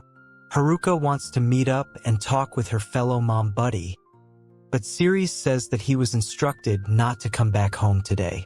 Now, we move to Shizuko, who is having a nice drink to herself while also wondering if her lover boy has managed to get with Haruka yet. Now, Siries takes Haruka on a detour and leads her to a familiar spot. She is hit with nostalgia as she sees the area, and it makes her recall when she used to watch over the kids back when she used to have days off from the shop. All the kids used to be a hassle for her, but Siries was relatively easier to manage despite his intrusive thoughts. This leads Haruka to tell our hero that he has changed quite a bit, and it surprises him. The wife mom asks Siries if this place full of memories was the only thing he wanted to show her, but he says there's more. Our hero then goes on to tell Haruka that he wants to make 1,000,000 more memories with her as husband and wife, but also calls her sis at the same time. This comes across as typical Alabama behavior, but Haruka doesn't have a problem with it. She holds her new husband's hand and calls him silly for trying to act cool like a poser. With that, Siries and Haruka embrace each other and share a passionate moment. It's getting late now, so Siries suggests heading back, but Haruka says that she wishes to stay here a little longer. Our hero has no problem with that, so the couple sits down together and they cuddle to make all the single folks depressed. After all this romance, it's time to take a look at the miserable bunch of heroes led by Zect. We see Mel, who is having a hard time with all the accounts, and she claims that she can't take it anymore. It's a huge pain to her, but Zect says that she should not be complaining as she has been exempted from all the other work of the party. Mel has to write periodic reports of the party's adventures to the church in order to get an allowance from them. This involves what kind of materials they intend to buy and what their future plans are as well. It makes Mel wonder how Siries was able to do all of this without any problems. On top of that, the church gets mad at Mel if her handwriting is bad, or even if the party has no future plans. Clearly is a lot for the spoiled brat to handle, and it shows. Now, Lita shows up and tells Zect that she needs to do some maintenance on her sword. Due to this, she will not be able to handle the laundry, so she asks him to do it. However, Zect gives the convenient excuse that he is a man and would prefer not to wash a woman's delicate clothing. Lita then taunts Zect by saying he has it good. When he asks her what she means by this, Lita states that his holy sword does not need any maintenance at all. The only thing that Zect needs to do is clean it, which is a rather easy task. As far as Lita's sword is concerned, she needs to maintain it regularly, otherwise it quickly loses its edge. As a matter of fact, the other day, she almost lost her life because she could not cut off an ogre's arm. The attention now turns to Maria, who already says she doesn't want to do anything despite no one asking her to. Zect tries to reason with her, but she says that she will not have anyone else's work pushed onto her. This becomes a bit too much for Zect to handle, so he finally admits that their current situation is all his fault. He realizes that the most important person in the party was not himself or the sage, but rather Siries. Having said this, Zect asks the girls if they believe they can get Siries back. Mel wishes that they didn't have to rely on our hero so much, but Lita says that no one is better at maintaining swords than Siries. Maria adds that Siries was the only one she could trust with shopping because he would never buy anything that was not necessary. This is more than enough for Zect to declare that they need to get Siries back. Little does he know that Siries has been maintaining his own sword a bit too well with his mom. Lita asks Zect what Siries might ask as compensation for his return, but the thought didn't even come across him till now. She reminds him that despite all the efforts our hero put into the party, Zect shamelessly kicked him out because he wanted to have fun with the girls without any interruption. Zect is hit with a massive wave of guilt, and he tries to console himself by saying he didn't do anything so cruel. Maria calls him out for being ignorant and reminds him that he made Mel take off the necklace that Siries gave her as a gift, just so that he could put his own necklace on her. On top of this, Zect made sure that our hero say this while he was getting kicked out of his own party. It's quite obvious that such an act had hurt our hero's feelings, so Maria asks Zect how he would feel if someone did that to him. The shameless hero finally has a moment of realization and admits that he would have punched Siries if he had done the same thing to him. Despite this, he also recalls Siries being nice to the party even after being kicked out for no good reason. Zect's head drops down in shame, and even Mel feels bad about what they have done to Siries. Lita states that all of them had gotten carried away at the time, and Maria declares that they will need to give our hero something grand in order to make up for their gross negligence. Zect says that the girls should know exactly what needs to be given back to Siries, which is a woman and a place to be. He considers giving Mel back to Siries, but that would not even be close to enough to make up for what has unfolded so far. Zect thinks about offering Lita or Maria as well, but then he remembers the shady acts they do to him, so he can't possibly let that go. After all, a man rarely stops being a man unless he has gone mad. Zect does not know what to do anymore, and we instantly shift to his mom Shizuko, who calmly calls him stupid. She wonders how he even grew up to be this way, and then we see that she is actually having a drink with two other curvy moms. They feel bad for Shizuko and what she has been through, but what's important is that she couldn't be happier now. The other moms find it amazing that Shizuko managed to marry Siries, especially Mel's mom, Sayo. She can't believe that Shizuko got with such a young boy and calls it unfair. Now, Maria's mom, Misaki, feels that it is hard to believe such a thing has happened, but then Sayo says that it should be considered natural because of the way Siries used to look at the moms even when he was a little boy. Our hero has always been in love with older women, and it shows, although if we consider his mental age, then he is the one who is older than all of these curvy moms. Sayo seems to have had enough beverages as her face shows desire for Siries.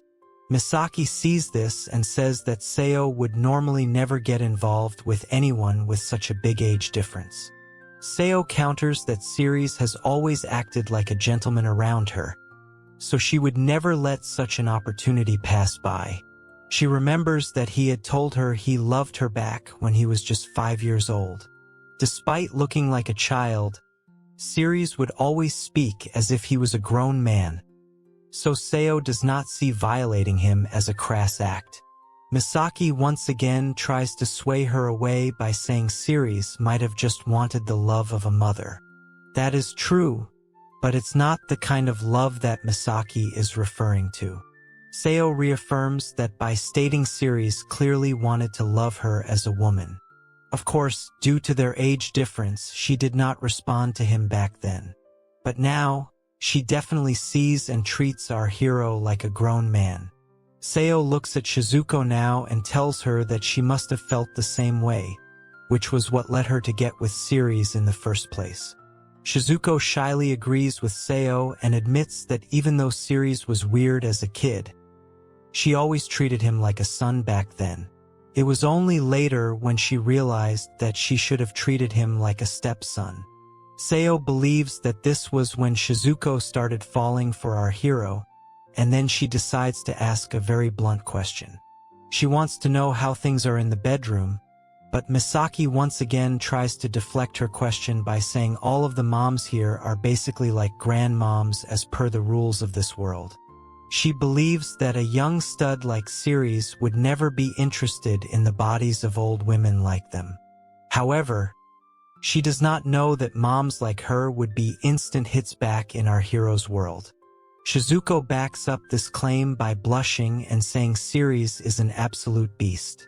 Both Misaki and Sayo watch on in disbelief as Shizuko tells them that Siries does not let her go until the sun rises up.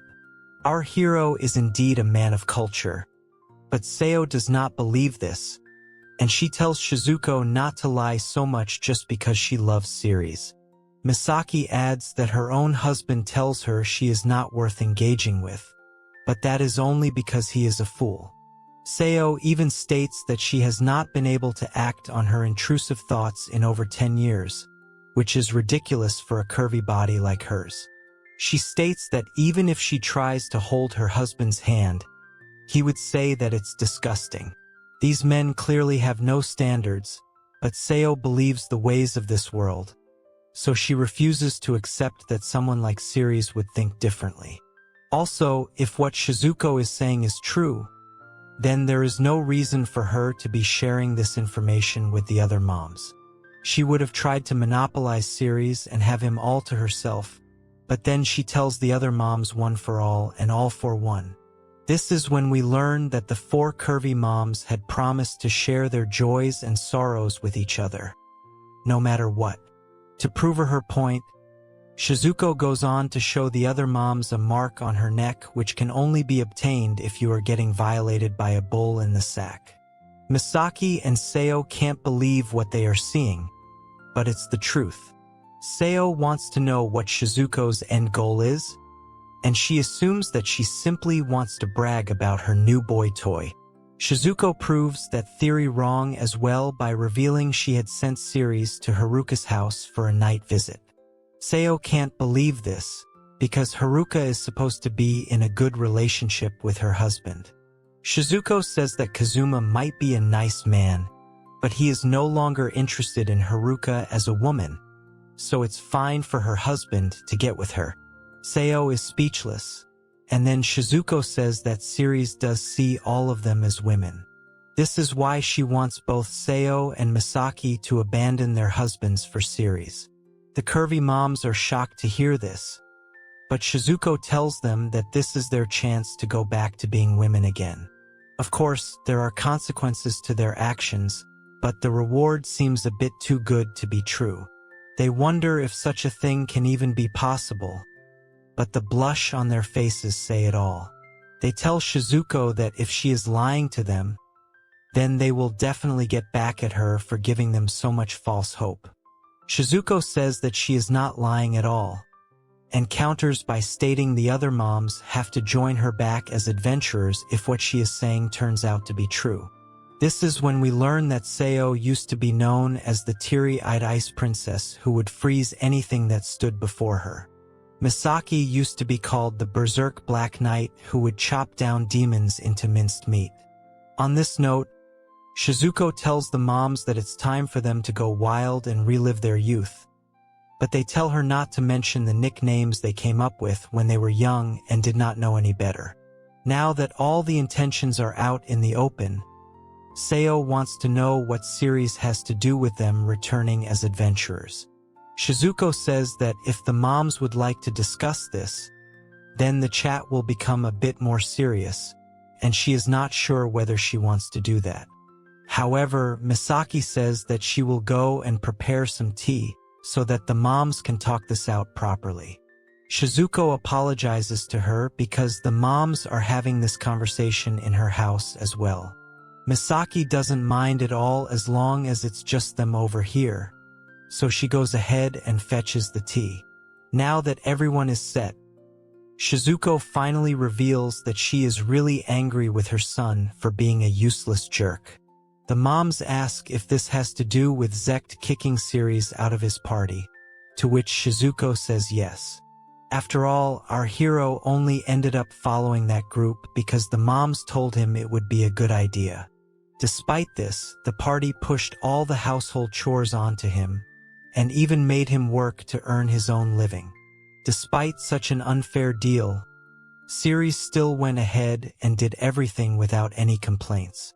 However, Zect was still shameless enough to kick him out of the party for no good reason. Neither Sayo nor Misaki knew about this, as can be seen in the grim look on their faces. Misaki can't believe that Maria has been giving so much trouble to Siries, and Sayo is also upset with Mel for not supporting Siries. As a matter of fact, she has already decided to give her daughter a good scolding for her actions.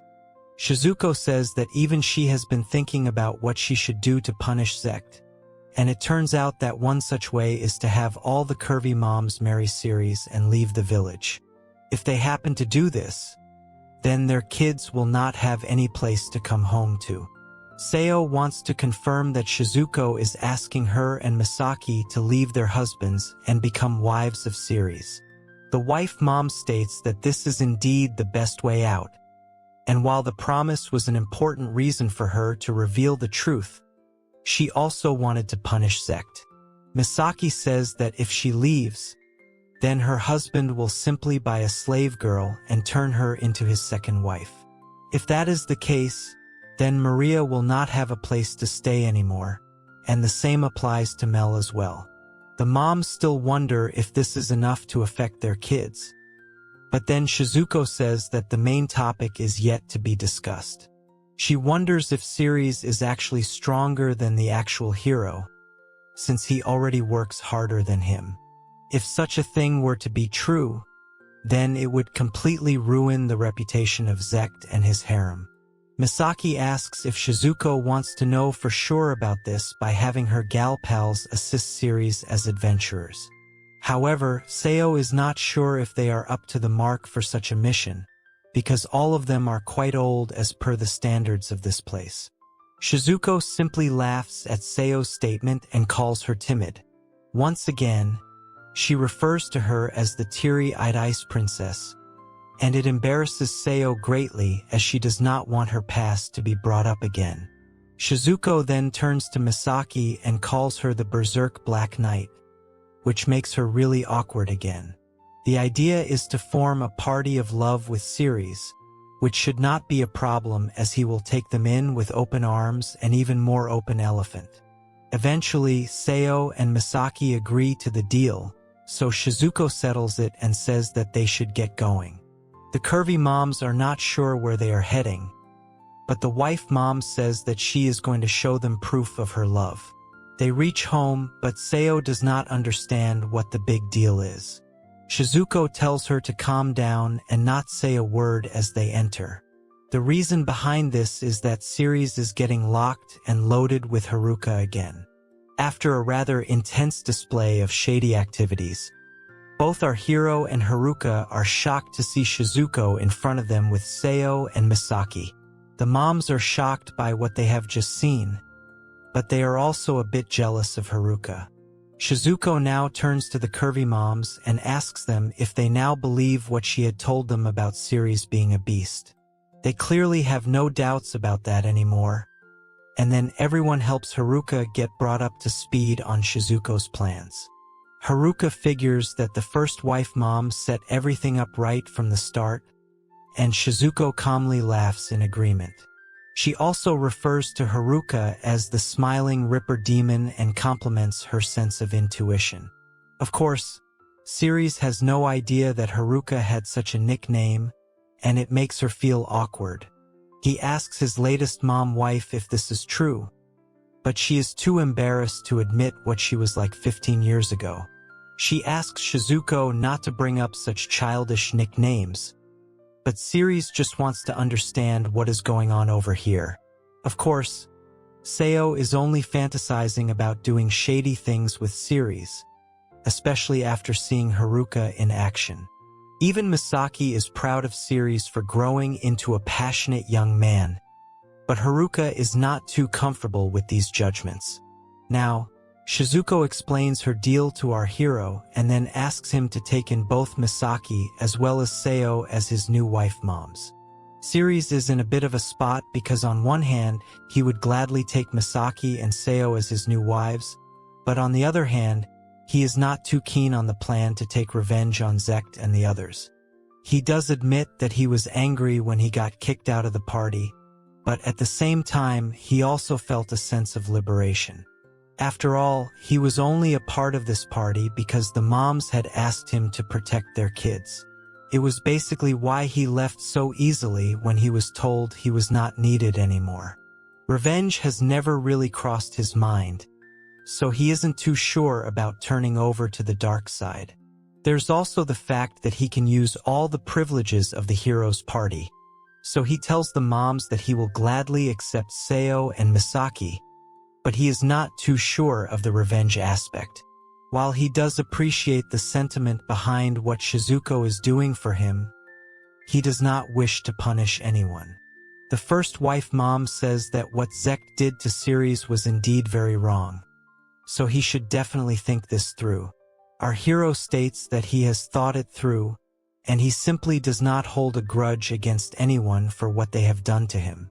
Shizuko asks him again if he is sure of this, especially after all the treatment he had to go through. Plus, Zect keeping all the girls to himself should have definitely annoyed any normal boy. However, our hero is just made different, and he says that the women he likes are Shizuko, Haruka, Sayo, and Misaki. He even calls them broad-minded, kind, and loving women, after which he states that their daughters did not fit that bill for him. All they did was make him work hard, and then they kicked him out, so he doesn't care much about it. There's another very important thing he brings up, which is the fact that polygamy is only allowed if you are a part of the hero's party. It is due to this special privilege that he is even able to take in more wives after Shizuko.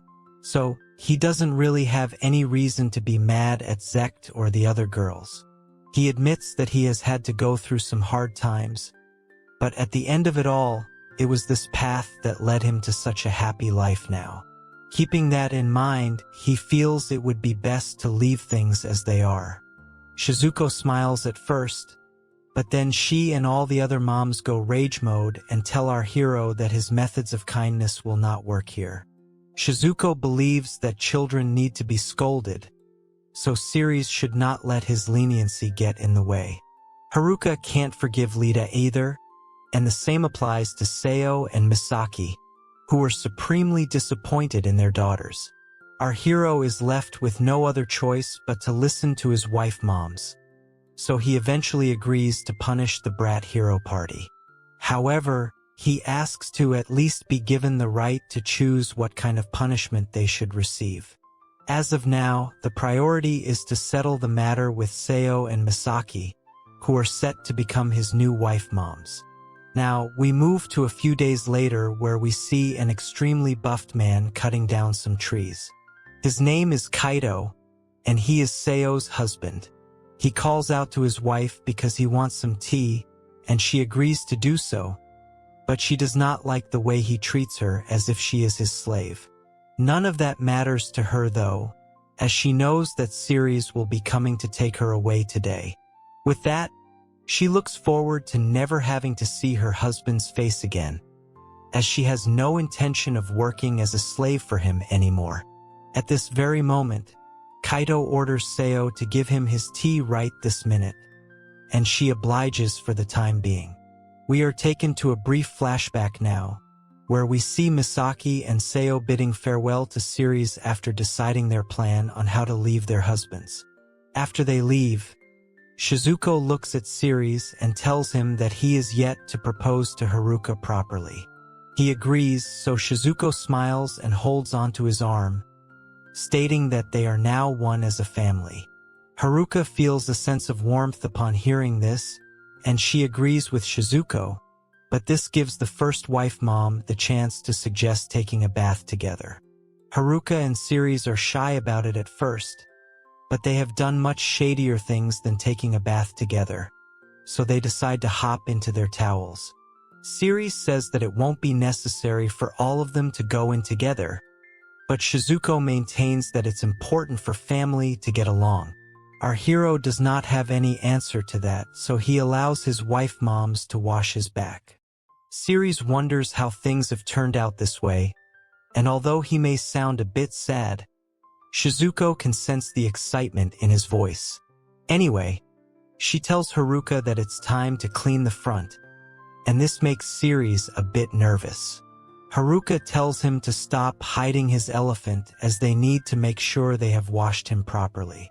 One thing leads to another, and as we would all expect, our hero gets to live out the ultimate desires of most young men.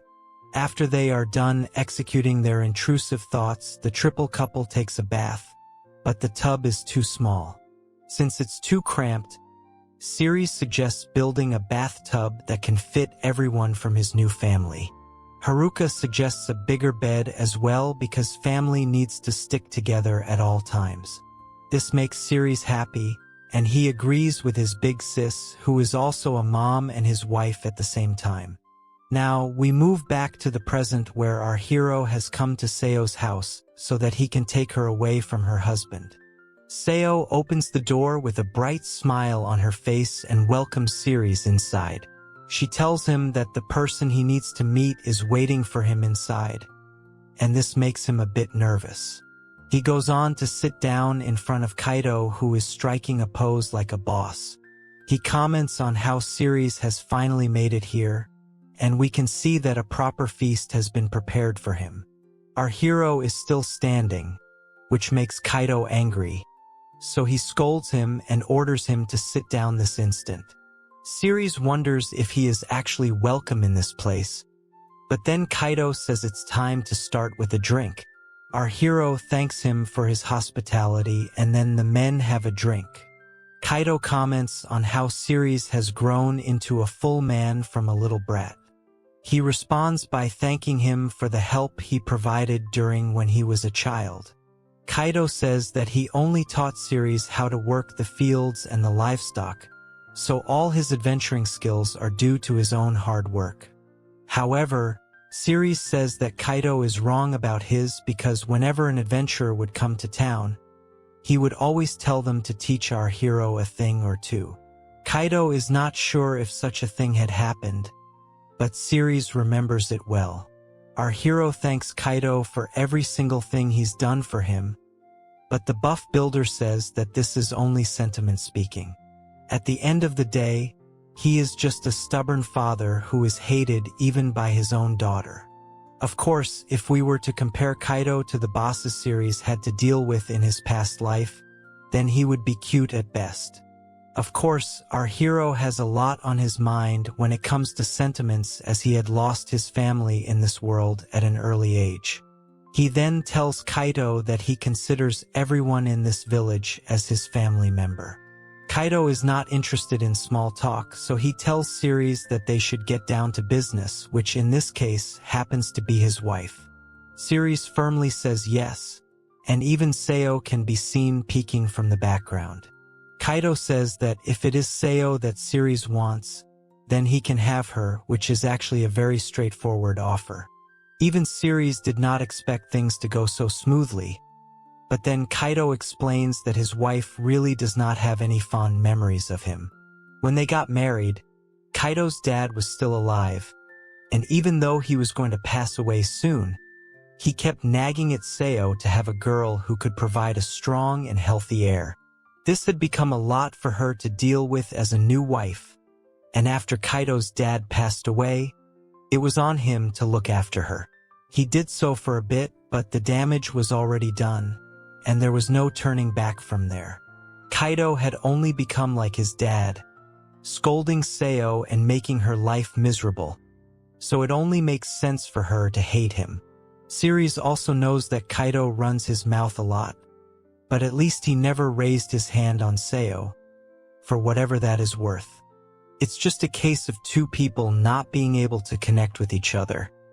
And Kaido is fine with Siries taking Sayo because he knows he's been after her since he was a little boy. Siries decides to offer some money to Kaido for his wife, but he does not want it as he is fine with the arrangement Mel has. He actually wanted our hero to marry Mel, but that will not be possible now, which is why he is offering his wife instead of his daughter. Now, he looks at Sayo, who says sorry to him, but he asks her what she is apologizing for. He did not protect her from his father, and only annoyed her further, so he is the one who should be saying sorry. Now that the deal is done, Siries asks Kaido what he is going to do now. The buff builder simply says that he will go get himself some young brides now that he has gotten rid of Sayo, whom he refers to as a depressing hag. As expected, she is not too pleased to hear this, but Kaido continues to say he will find himself a few young slave girls, thus proving that he has graduated from the Drake Academy of not-so-fine grooming. Sayo can't believe Kaido is being so shameless, especially after all the big talk about apologizing to her. He says he does mean what he said about that, but that's all there is to his words. If it were up to him, then he would definitely choose a young bride over an old hag like Sayo, which is not exactly the best judgment of looks. Siries tries to calm down Sayo, but she erupts in anger and says that she hates Kaido for making her life miserable. The buff builder couldn't care less, and tells Siries to take Sayo away from his sight as she is souring his mood. Sayo hurls abuses at her husband, but our hero simply tells her that they should go be happy with each other now. Later, we see Sayo cleaning herself up, and then Siries asks her if she is good to go. Of course, she is feeling a bit low because she had this whole plan in mind wherein she was going to dump her husband. However, he has made it look as if he is the one who has kicked her out, so he is indeed an alpha male unlike Haruka's husband who liked to watch. It's frustrating for her, but our hero reminds her that she has a happy life ahead now, and that is all that should matter. She agrees and apologizes for making Siries wait, but then her attention shifts to her broom. Siries wants to know what it's doing in Sayo's room, so she explains that she used to practice magic with it back when she was little. Seeing the broom brings back some memories, and it also gives Sayo an idea. She asks Siries if he would like to go for a ride, and this shocks him because he had no idea his latest wife mom could fly. This should have been common sense, considering that she is actually a wizard with a magic broomstick. With that, Sayo takes off with Siries on the broom, just like an R-rated version of Harry Potter. Our hero is amazed because even Mel is not able to fly. Sayo explains that her daughter is a sage, so her spells are very potent, but the problem is that she does not know how to control her power.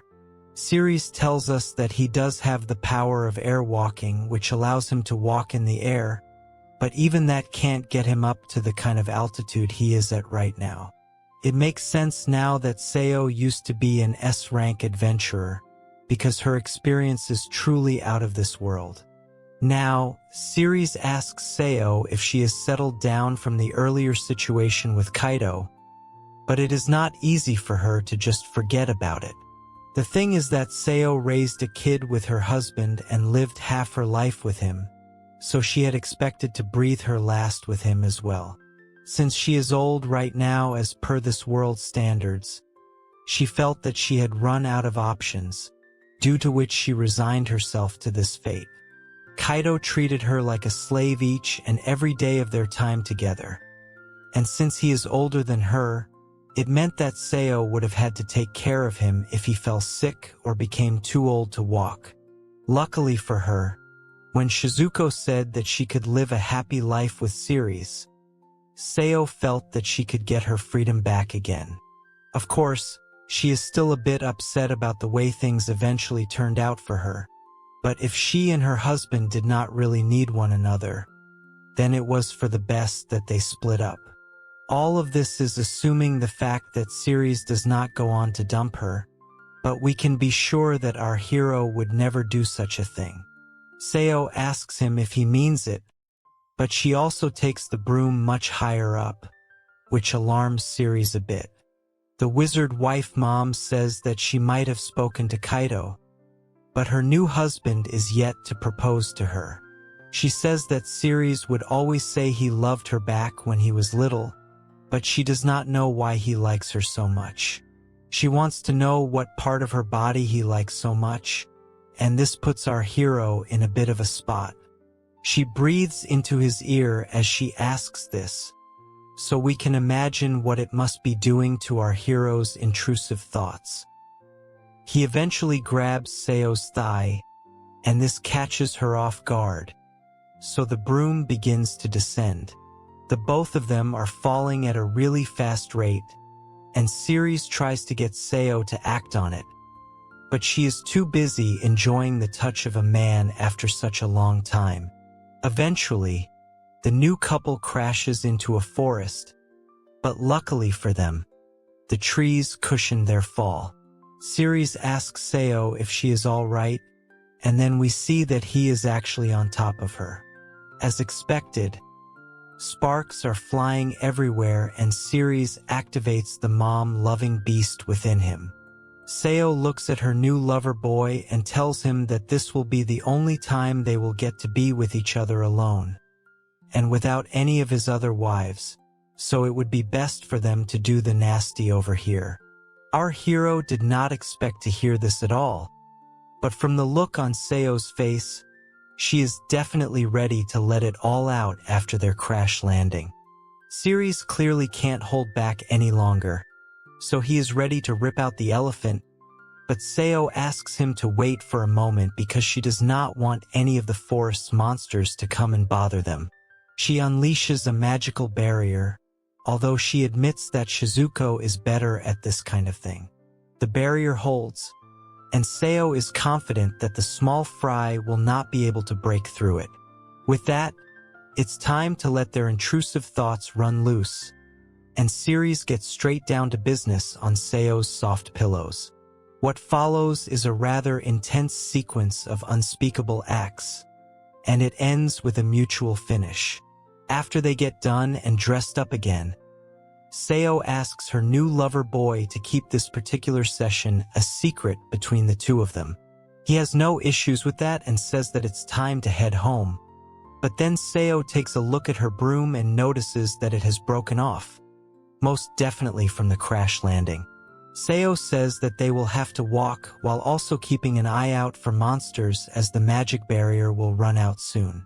The moment she says this, we can see that a couple of monsters have already arrived at the scene. Siries gets ready to defend his new mom-wife, but before he can pull out his sword, Sayo decides to unleash her own spell, called Ice Bind. She follows it up with an impressive icicle wave, which is more than enough to take down the wolf monsters over here. Our hero is amazed by what he has just witnessed, but Sayo simply smiles and tells him they need to get going.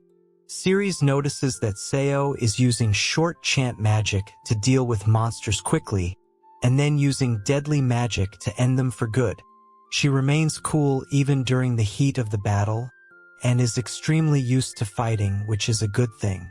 The scary part, though, is that all four of our hero's wife moms are probably on the same level.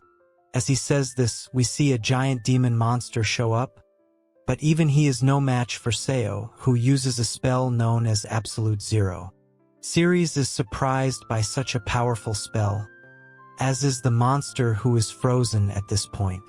Sayo then reveals that this spell is an original creation of hers which was named by Shizuko. Basically, she lowers the blood temperature of her target to -200 degrees, which is more than enough to freeze them for good. Siries doesn't say this to her face, but he admits that Sayo is way too overpowered to be living as a slave wife.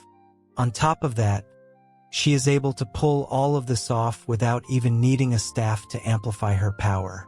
What Siries can't understand is that if his wife moms have so much power, then it makes no sense for them to have given up their lives as adventurers. Shizuko had said that this decision was driven mainly by the fear not to marry late, but Siries wonders if that really is the reason behind it.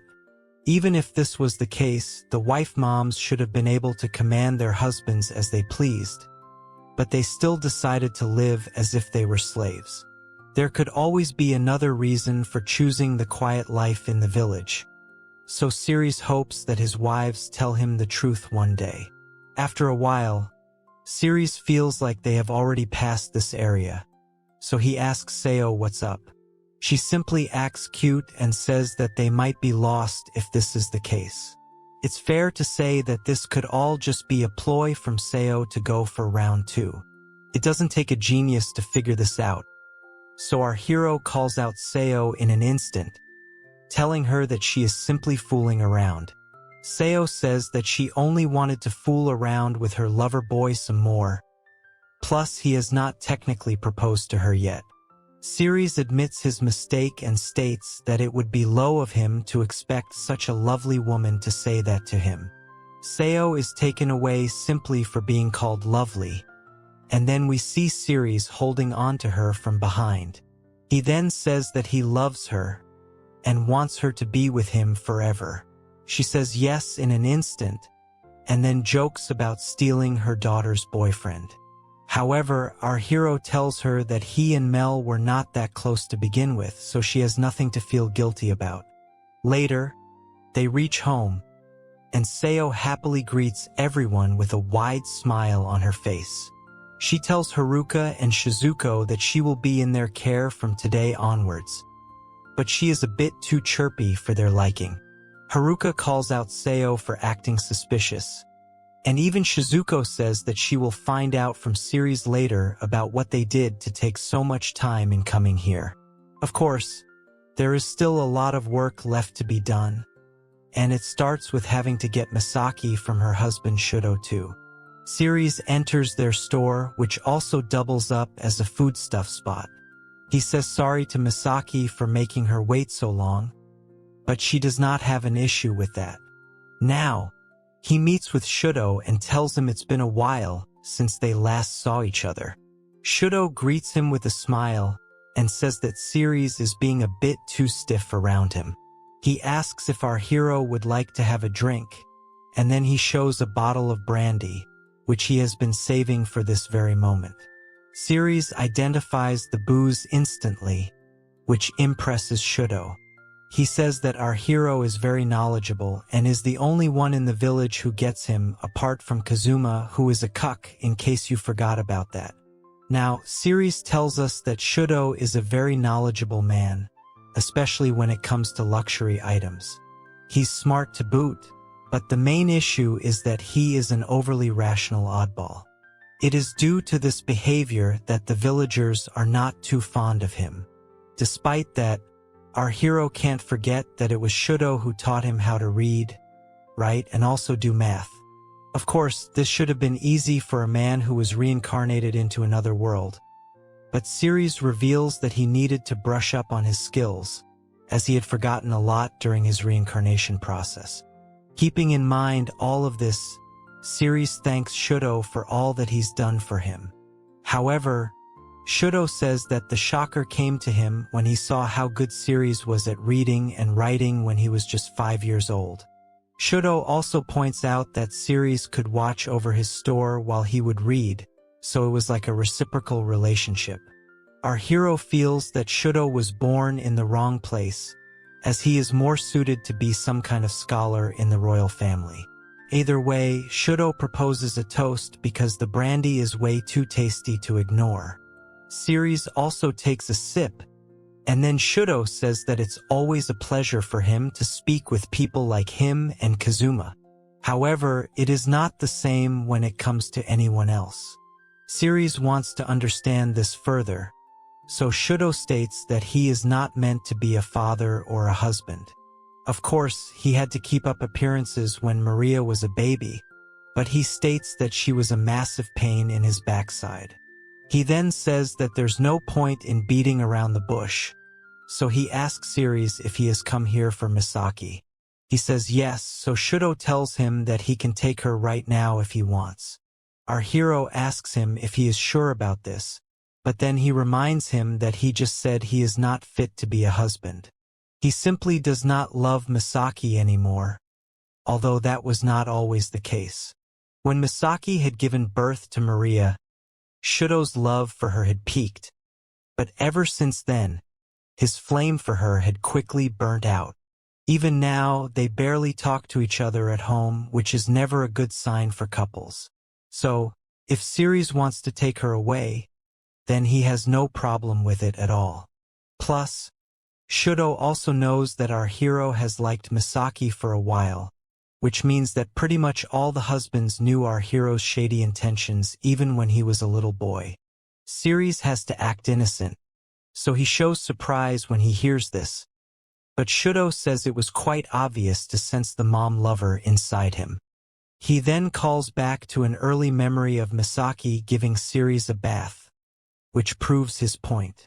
Now, Shudo says that our hero did lose his mother at a very young age, so it would not be strange for him to want women with motherly features.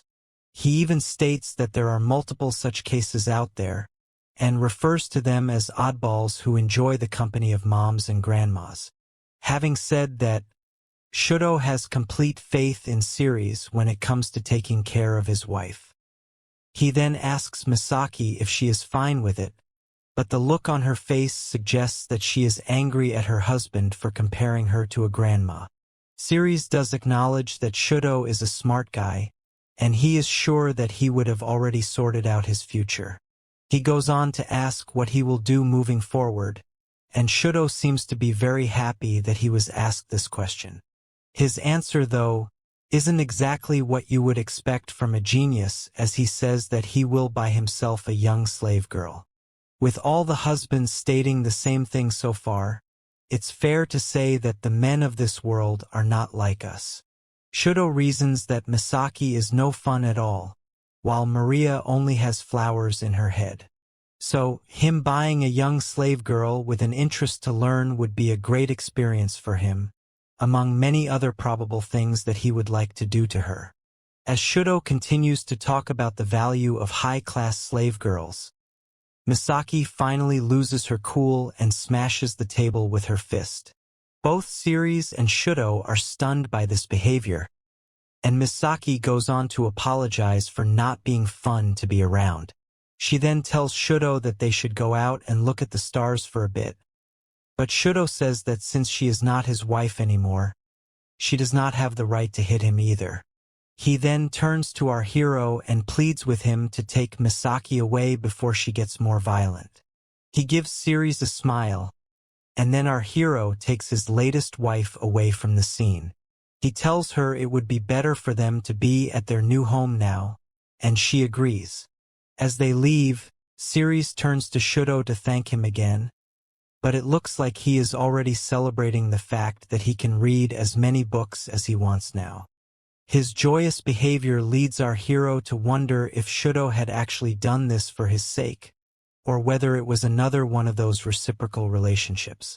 Anyway, now Siries has finally completed his mission of getting 4 wife moms, and he tells Misaki that they will need to register as a family with the other moms, so that they can live a comfy life together. She agrees, but then her face completely changes when she sees a church in front of her. Siries asks her if she needs something from the church, so she says that her husband did not like weddings or anything like that, so she never really had the chance to wear a dress. It was also due to her own embarrassment, so they just filled the paperwork and got the marriage registered. The mere imagination of seeing Misaki in a dress is more than enough to get our hero's intrusive thoughts running wild. He says that he has to see the curvy mom in a dress now, and it makes her all the more excited. She then realizes that she has actually lost a lot of muscle due to her wife duties. Misaki doubts if she can even swing a sword as hard as she used to before, because the only sword she's been craving since marriage has been of a different kind. Misaki then asks Siries if she and the other moms are going out with him on an adventure. He says yes, but reminds Misaki that he will be the one doing most of the fighting, so she does not need to worry about it. However, Misaki says that she used to be a night girl, so she must always stand on the front lines. If she is not able to do such a thing, then she will only become a hindrance for Siries. She then tells our hero that she will put herself through some training in order to become a better fighter. This is not what Siries wants, but it is what he'll have to accept as the curvy mom goes to an open space to catch up with the other mommies. Misaki apologizes for making everyone come here so suddenly, and Haruka comments that this is indeed quite a random call. However, Shizuko says that it's only natural for Misaki to take decisions so impulsively. The curvy mom says that she is doing this only because she has not been able to get any exercise done in the last few years. She wants to test out her current strength on a rock golem, which is rather surprising to Haruka.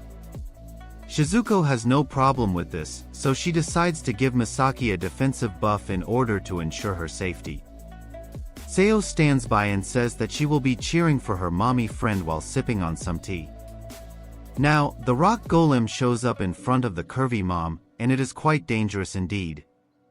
She swings her sword with all her might and manages to make some sort of impact on the beast. However, it's only a bit tougher than a scratch, and Shizuko comments that Misaki would have been able to take down the monster with only a single blow if she was in her prime.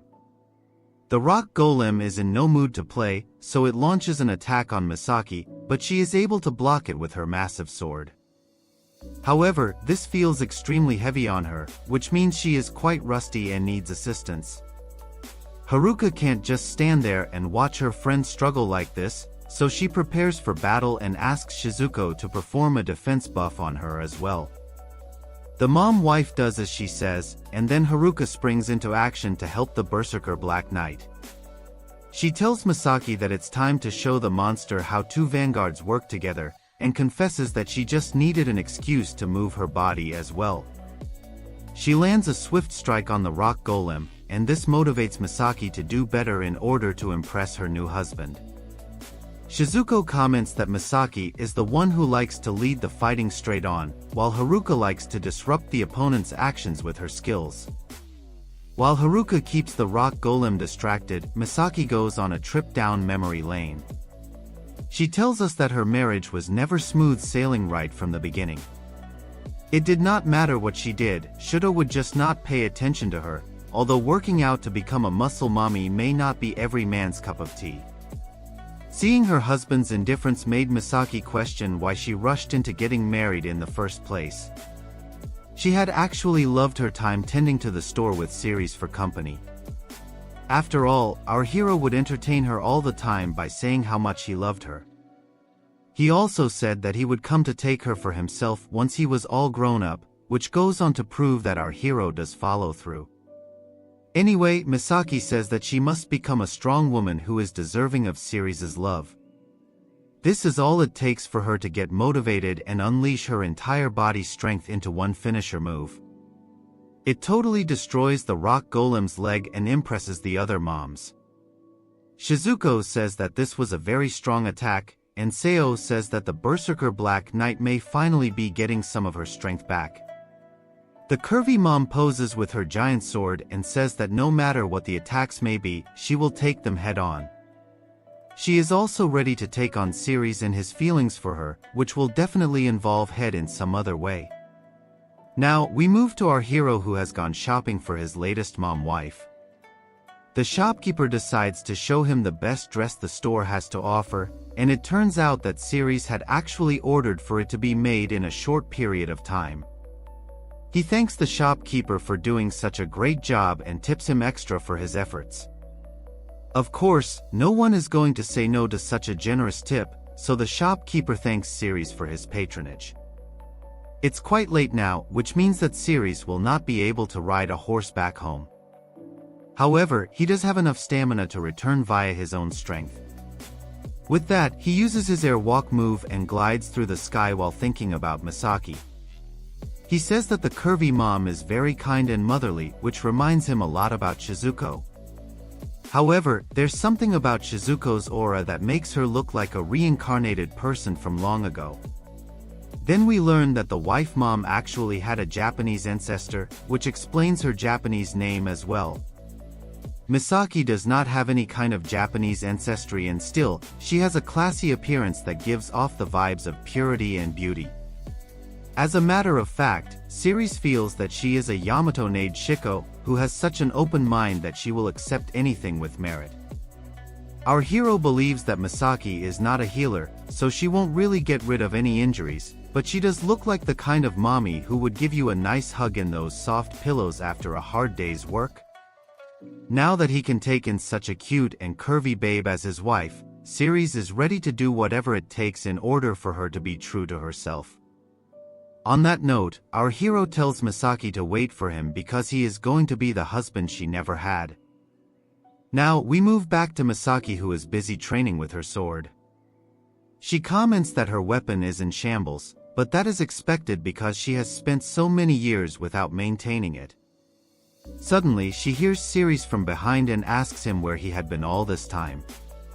He says that he had to take care of something, but more importantly, he has a request for Misaki. He wants her to come alone by herself to the church later at night, probably because this father wants to see her sin. Misaki is a bit confused, but Siries tells her that she can take her time. Misaki wonders what all of this was about, and to top it off, her lover boy looked very tired too. The curvy mom does not want to waste any more time, so she leaves her work and goes straight to the church. The door is unlocked, which comes as a surprise to her, and then she enters the church. Nobody should be here at this time, so Misaki calls out to Siries, hoping to find some answers. As she continues to call out to her new husband, the curvy mom stops in her tracks and is amazed by what is in front of her. It is none other than the beautiful dress our hero had bought earlier, and Misaki can't help but to keep gazing at it. The curvy mom is totally won over by this gesture, and she can't believe that she is back to wearing a dress at her age, although such attire is the standard for women her age back on Earth. After she is done getting ready, Misaki stands by herself as Siries slowly enters from the back door. He calls out to his new wife mom, and she turns around to ask him how she looks in her new dress. The curvy mom is nothing short of stunning, as her soft pillows and curvy curves would even make comic guzzlers lose its sense of thought. Siries is of course extremely pleased by what he is seeing, and his intrusive thoughts could probably put Diddy to shame right now. Our hero tells Misaki that she looks splendid and she thanks him while blushing uncontrollably. Siries says that he also wanted to get her a necklace as proof of their engagement, but he did not get the time to arrange for it. Misaki says she is extremely happy with what has already been done for her, but she wants to understand why Siries is doing so much for a mommy. Siries says that all of this is simply because he has always loved Misaki ever since he was a kid. Helping her out at the store gave him some of his most enjoyable memories, especially whenever he would get to see Misaki's lovely smile. Our hero has rizzed up his latest wife mom to a whole other level, and it brings tears to her eyes. On that note, Siries bends the knee and asks Misaki if she would like to marry him. There is no way under any possibility that she is going to say no to him, so Siries has officially collected the holy quartet of curvy moms. Misaki takes his hand, but something happens to Siries at this time, and he's feeling a bit woozy here. Eventually, our hero drops to the floor as he realizes that he might have used the airwalk move a bit too much while coming back home.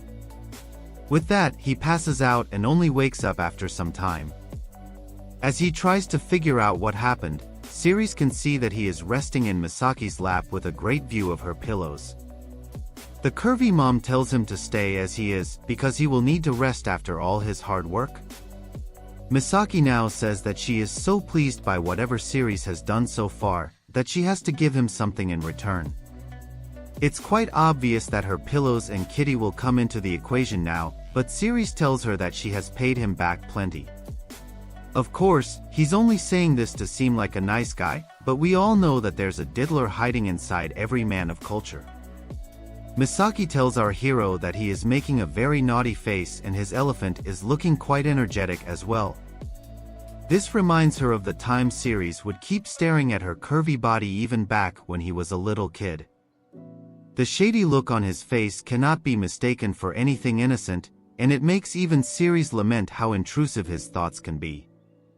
Our hero does not know how to react now, but Misaki is aware of his needs, so she asks him if he would like to. Only a fool would say no to this, and Siries definitely looks like he is awakening his inner beast. Of course, it doesn't take long before Misaki starts to feel the heat, and Siries is also in the same position. Misaki laughs and jokes that they might get into trouble for shady things while inside it, but that's not enough to stop the holy blessings of intrusive thoughts. What follows is a rather extreme session of events, and Misaki experiences true enlightenment by the end of it. She tells her lover boy that she has never pursued pleasure like this before, so she thanks him for making her happy. Now, they get ready to head back home, and Misaki states that she wants something more than a necklace. She needs a new sword and armor, because her current artillery is totally in shambles. She also tells Siries that she and the other moms will go on adventures with him so that they can make a much bigger name than Zect and his girls. Since this is the case, they are going to be up against some really tough opponents.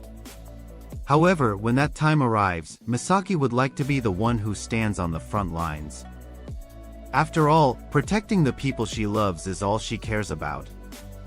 Siries can't really say anything to such a fine pair of pillows, so he looks at Misaki with shady eyes and accepts what she says.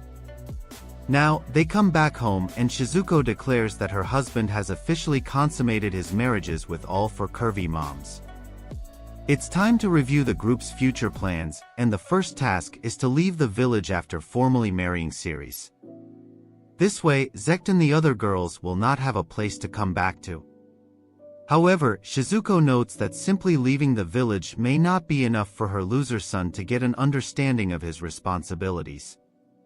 Keeping that in mind, the second task is to have Siries accomplish more as an adventurer than the hero party. Haruka is ready for this mission, as are the other moms, but our hero has something on his mind.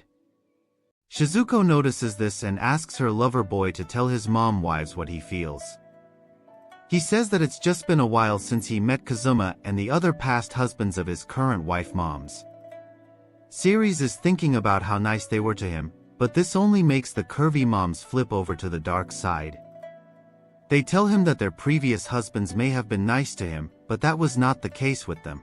Now that the wife moms have our hero Siries all to themselves, it's time for them to reveal the truth about their husbands. Haruka goes first and explains that she only went for an amicable separation from the cuck Kazuma because she didn't want any drama. There's also the fact that Siries looked at him like a big brother, but the truth of the matter is that Kazuma is a number scumbag. Haruka even goes on to state that his name might as well be Scumma at this point. This comes as a huge shocker to Siries, but this is just the tip as Sayo explains how her husband Kaido may have loved to speak as if he was the peak male archetype, but the reality is that he is nothing more than a shameless moron. Sayo wastes no time in calling Kaido trash, and as expected, our hero is not taking too well to these revelations. Misaki also tells him that her husband Shudo is nothing more than a piece of junk who simply neglected his own child.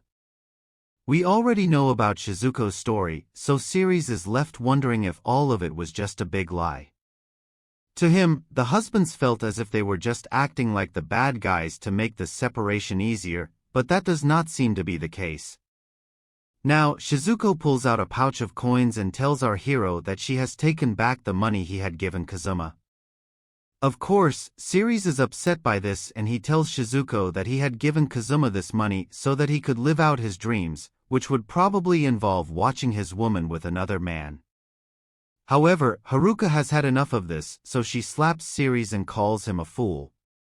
Typical wife behavior has already started, but Siries wants to know why Haruka did this to him. She explains that he might be a kind and wonderful person, but there is no need to be giving Kazuma any money. Sayo and Misaki also join in by saying those men don't deserve even a shred of gratitude. Siries is no sure how to react, but then Shizuko decides to talk some sense into him. She says that even if they assume the husbands to be good people, they did not pay Siries, which is a suspicious act. Siries says that he is the one who has stolen the wives from these men, so it's only normal for him not to get paid for it. However, the wife moms tell him to think it through.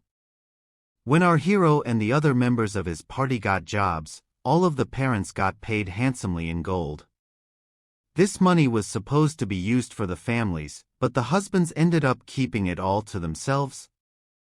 Haruka had suggested keeping the money in a family budget or splitting it in half, but even then, Kazuma did not listen to her, and it's pretty much the same with the other men too. Shizuko tells Siries that she does not mean to deny his memories with the husbands, but he only experienced the nice side of their nature. After all, the husbands saw our hero with respect even as a child, which was why they helped him out so much. But when he came to take their wives, they did not even bother to share the rewards they had received earlier to support Siries. Our hero has a hard time coping with the truth because he does realize that what the husbands did was not right. However, he cannot deny the fact that these men still raised him, no matter what their reasons may have been. Now, Siries gets a bit cheesy and tells his wife moms there's nothing more he wants from the world other than to be with the four of them. Becoming a noble who lives in a fancy mansion with young wives may be Zect's way of becoming Hugh Hefner, but Siries is a man of culture, so he does not see that way of life to be appealing when he has his own mommy army in front of him. Living his life with these curvy mommies is far better than anything else he could have ever asked for. Siries tells the moms that when he had met them he was just a kid. No matter how much he loved them, he had to hold back on his passion because of their husbands. Despite this, he could still not look at any other younger girls the same way, probably because Drake was already doing that. This is why his only option was to have the husbands willingly hand over their wives to him. Everyone becomes emotional over this speech, especially when Siries says that for him to get even one of these curvy mommies was a dream come true. Yet now, he has all four of them standing in front of him, just like a miracle come true. Our hero says that even 10,000 gold coins would fall pale in comparison to the idea of him being able to live the rest of his life with his wife moms. After all, with pillows and kitties like theirs, these mommies have given Siries all the treasures of the world he could have ever asked for. Shizuko wipes away her tears and agrees with Siries regarding their happiness being the most important thing right now. She holds our hero's arm and says that her husband and Zect don't matter to her now at all. However, she quickly turns over to the dark side and says that she really wanted to punish the men for what they had done. Now, the other mommies reveal that their ex-husbands will soon be buying slaves for themselves with the money they refused to share with Siries. Misaki adds that their kids will have no place in the little nest their husbands are going to make with these slave girls. Shizuko takes great pride in the fact that at least the kids will realize how much better Siries is than them. This act of revenge is good enough for the mommies who at this point look scarier than the devil himself. Siries laments that all his attempts to pacify his wife moms have fallen flat on his face. On top of that, it looks like Shizuko is simply getting angrier by the second, wanting to get revenge not just on her own husband, but the other husbands as well. Sayo asks Shizuko about her own ex-husband Zect, who at this point should have already lost his life in the mines. She smiles like a cute mommy but says that she actually wanted to do it with her own hands, which obviously makes Siries feel like he's married a bunch of psychos. Our hero can't deal with such violent discussions, so he heads over to the neighboring town so that he can sort out his thoughts alone. He tells us that the does not really hold a grudge against Zect or any of the ex-husband, but the problem is that if he decides against revenge, then his wife mommies will get upset. Our hero needs to think of something to keep his dear wives happy, but he still does not know the answer to that question. Now, he finds himself near a slave market where a happy customer is walking out with his new slave girl. Siries figures that the ex-husbands will also be buying young slaves like this, and they will make sure to match them to their personal tastes. That's when Siries realizes that he can still convince Shizuko and the other mommies to take the peaceful way out before their ex-husbands buy new slaves. However, for this to happen without any ill feelings, Siries will need to visit someone important. It's none other than Count Gamer Yuta, who is the feudal lord of our hero's hometown, Jimna. Count Gamer greets Siries after a long time and says that he has heard our hero has become a dragon slayer now. Siries does not want to beat around the bush for too long, so he decides to show the Count what he has come here for. He offers water dragon scales, which are known to be rare items, costing as much as 100 gold coins for one. Count Gamer makes his offer, but Siries says he doesn't want any money for these scales. He reveals that these scales were at the base of the neck of the first ever dragon he had slain. Since he had a debt of gratitude to the Count, he decided to offer him the scales. However, Gamer says that he cannot accept such valuable items for free in good conscience. He also doesn't remember doing anything too outlandish for our hero. Siries reminds him that it was because of his good ruling that he could be loved by the people of his village despite being an orphan. The Count becomes emotional, but then he tells Siries to spit out what he's really come here for. Our hero tells the Count about Zect, who had gotten sentenced to the mines for tax evasion. He then states that he will pay Zect's share of the taxes and only wants him to be freed. Count Gamer is surprised by this request because Zect has a rotten reputation in the whole town. He asks Siries if this is really what he wants, to which our hero says yes. Mainly, he needs Zect as part of his own revenge plan, but he also wants to pay him back for taking care of him when he was a child. The Count is not sure if this is even a hard bargain, so he allows Zect to be forgiven in exchange for the dragon scales. Our hero is glad that Zect will not lose his life in the mines, although he could probably be in store for a fate lot worser than death with Shizuko. Now, Zect is brought before our hero and he looks quite miserable. He apologizes to our hero for all his sins, but Siries simply tells him it's time to return to the village.